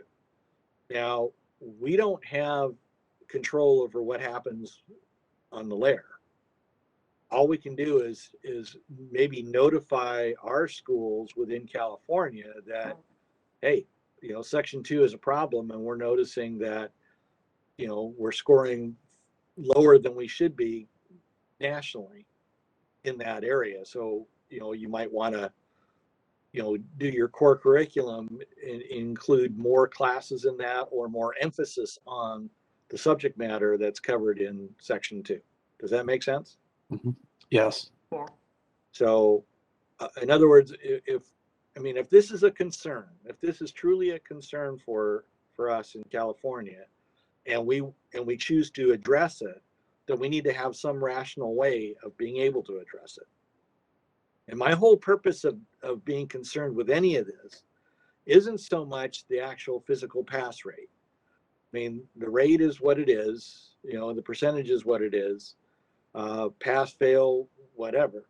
I'm more concerned when we go up to the legislature for our sunset review just like what happened when we had the State Board of Landscape Architects and we got sunsetted.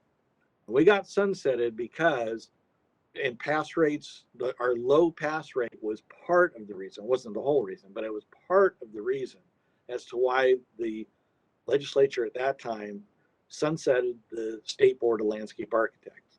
And I'm fearful of that happening again, not so much now, but possibly in the future, if pass rates continue to decline compared to national pass rates, and having some legislator basically looking at that saying, hey guys, what are you doing? I mean, why are our pass rates so low? I mean, we've always been using the, I don't want to use the word excuse because that's poor term to use, but when you say, well, we have different paths to licensure as compared to other states. Our population is so diverse here in California where English may not be the primary language of our test takers. Well, that's all well and good, but the fact of the matter is the percentage of our pass rates are significantly lower, as proven today on Section 2, specifically. And I have to admit, the pass rate on Section 2 really kind of surprises me. That's inventory and analysis. I mean, that's not, I mean, to me, that's very surprising that that's the one that's holding everything up. Anyway, I'll stop now and let others have a chance to voice their opinion. I just wanted to, let's see, I'd like clarification. When I saw the statistics, it looked to me like California was in the middle, you know. So, you know, I understand, you know, Section 2 is has a lower pass rate, but Florida was consistently lower than California. Yes, that's a good observation. Good point. Mm-hmm. I'd be, if we took all 50 states, I'd be questioning where California falls as compared to the rest of the nation. And I don't know. But I mean, the states that were used are states that are, you know, have a larger population. So it seemed like it would be appropriate for us to be compared to, you know, the 4 states here. Mm-hmm. Yeah, no, I agree. I'd also be curious as to how California compares to our neighbor states, Arizona, Nevada, Oregon. Maybe I can Washington. speak to that briefly. Okay. The sample size was too small. They were eliminated just off of the number of candidates they had. There was no way you would have a statistically significant difference at the candidate pool level. Okay, thank you. Yeah, John Roshinsky, I have a question based on some of the information that you presented in regards to the comparison of the states, looking at essentially their K-12 education statistics. There seems to be a potential correlation between success at the K-12 level and success on the exam. And I'm just curious because it seems to me, as Andy suggested, there may be a racial or a cultural factor in that you know, any number of different factors that would feed into that. I guess a question that I would have is there any data available that might look at the correlation between success at the K-12 level and success at the college level, either at the bachelor or master's level, on how candidates performed in those settings. In other words, if they basically were middling at the K-12 level, did that continue through college? And then when they became candidates for the exam, was that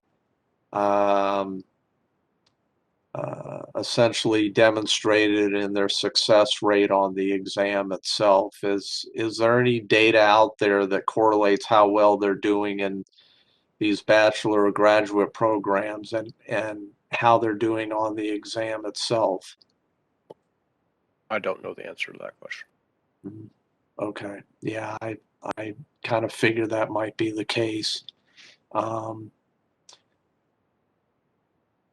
The other thing I'd like to just briefly mention in the next agenda item where we talk about CLARB, one of the items in there is going to be the uniform standard that they're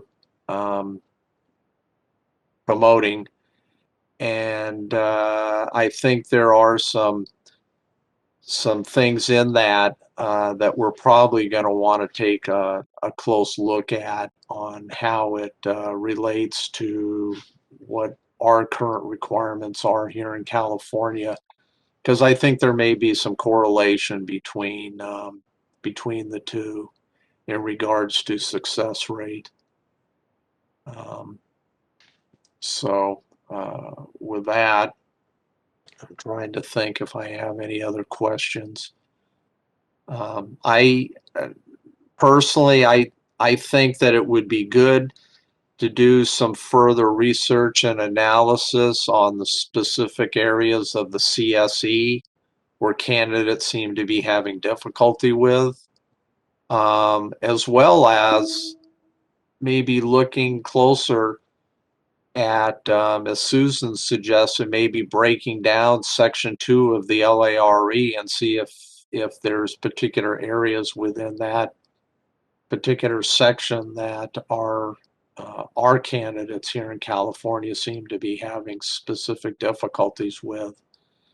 So I would recommend, if we want to go ahead and make a motion for further research and analysis, that it focus on those two particular areas at least.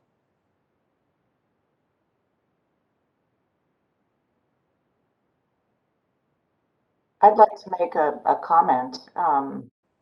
You know, since we do have this information about test 2, how can we get that out to the schools? Because I think that's some pretty potent information, and you know, I think that I would think that the schools would appreciate that type of feedback. Mm-hmm. Susan? Yeah, thank you. I want to go back to what Andrew was saying about the last time when we got sunsetted and they got rid of our board. It almost seems counterintuitive to me that the low pass rate would make us then not be regulating and licensing, where it's the layer that this item is, that the section 2, sorry, the section 2 is under the layer. And if we're not passing, or if we're having a low pass rate under section 2, to me, it says two things. One, licensing is valid because we have a high standard to perform landscape architecture. And then 2, the college's education or the experience level is allowing people to take the test when they're not really qualified yet in this area. So Andrew's concern was, if we have a low pass rate, we may have problems where we're sunsetting, where I would say, I would think it would be the opposite, that we're showing that we do have a high standard, in addition with the layer and the CSE. Does that make sense? Yes. And I agree with Patricia that we should be getting some of this information out to either the candidates and or the schools. 2 things. 1, don't take them at the same time. And 2, watch out, there's a low pass rate.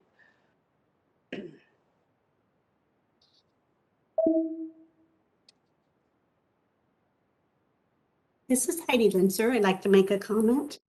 Yes. Yeah. just a comment that the Lair is currently working on updating they're doing a new occupational analysis. And we are scheduled to review that exam for you when they're done with that occupational analysis. So this is a time when national exams or any exam program reviews their exam and looks to see if there are any issues with it when changes are made. So I just want to give a caution out there that they may look at their data, and they may look at the structure of their exam program. They may change the sections. So just a caution that they might be looking at that and making changes before the board, makes a statement to schools based on this finding that we have right now. And this is something that we can look at now that we're aware. When we do review the Lair, we can look at section 2 and when we do our analysis and talk to them and see if we can get any more information.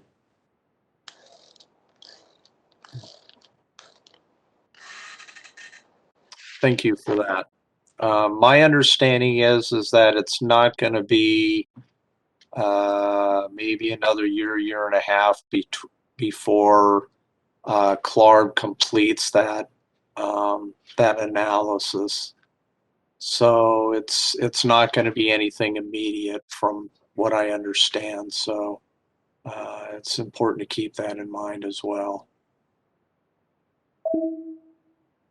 Hi, this is Trish. They are scheduled to do the linkage study in spring of next year.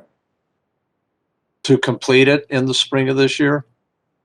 I don't know how long it takes. They will initiate it in the spring of next year.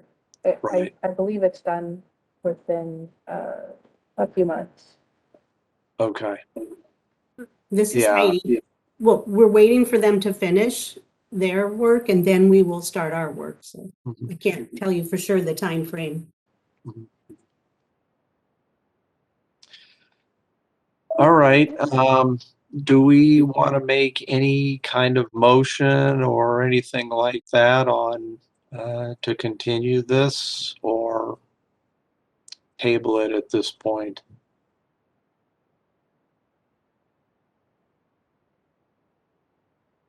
Well, I guess I'm just wondering if the committee sees any value in sharing this information with the universities now. And then I guess the other thing is that really in our purview, or is that kind of out of our scope, so to speak? Yeah, my thought on that is that one, if we do go to them with concerns about this, we would probably have to have some specific information to back that up. Otherwise, I'm not sure how they would even react to that. And we would probably have to be kind of careful how we phrase it too, so that we're not accusing them of failing in educating candidates in that particular area. So, Pamela? Thank you, Pamela Brief. I think I agree with Patricia on this, that I think there is some interesting information that could be shared with the universities. I think we could qualify it on the data that was presented to us in the discussion of findings and say that it was, there was no indication about where this issue was coming from. In other words, specifically state that we are not implying that it's an educational issue, but that that it interested us and we felt as part of our charge that we should share this data with you and really state, that the findings, were somewhat inconclusive as to the whys of this, but that but that it's out there, it's information we received, and then, we could go on to say that, we were looking further into whether, the ability to take 1 and 2 together fresh out of school was causing some issue. How long? My question is, Andy, do you remember how long ago, or does anybody in this meeting remember when we changed that to make it available for 1 and 2 to be taken right out of school if you're accredited? This is Trish. Courtney, correct me if I'm wrong, but I want to say we adopted those regs with it approximately 5 years ago. Okay, yeah, okay. So it wouldn't be terribly difficult to go back and get that data, what the pass rate was prior, and see if there was any significant difference. Mhm. And maybe that's something we look into to see if you think it's worthwhile. That's my feeling on that.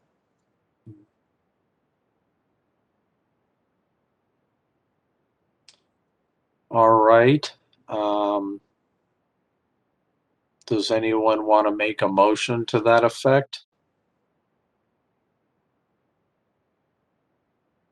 Yes, I would like to make a motion that we go back to the point and find data for a few years prior to when California was allowing students to take 1 and 2 sections together straight out of school. And I would also like to notify the colleges, the universities within our state of the findings of this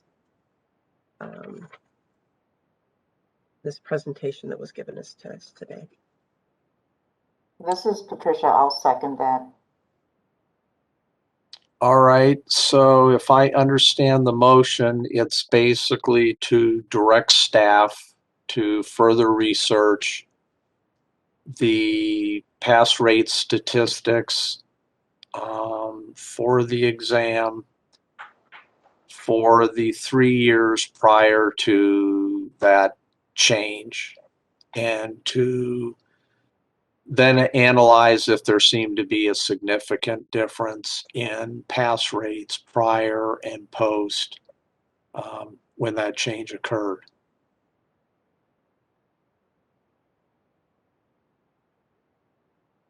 Okay. Well, we have a motion. I will, at this point, open it up to any public comment on this discussion item. Thank you, Mr. Chair. I have opened up the Q&A panel. If any member of the public would like to comment on this agenda item, please type. I would like to make a comment using the field in the lower right-hand corner of your screen and submit it to all panelists. We are displaying instructions for your reference, and we'll give you a moment.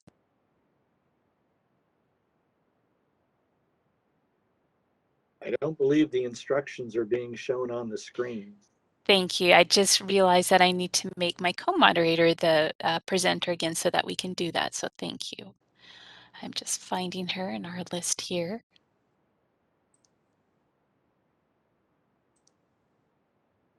All right.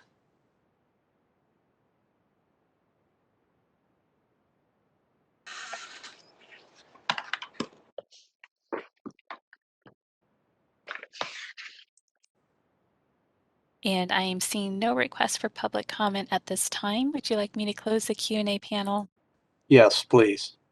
Okay. It's closed. All right, thank you. So we do have a motion to direct staff to further research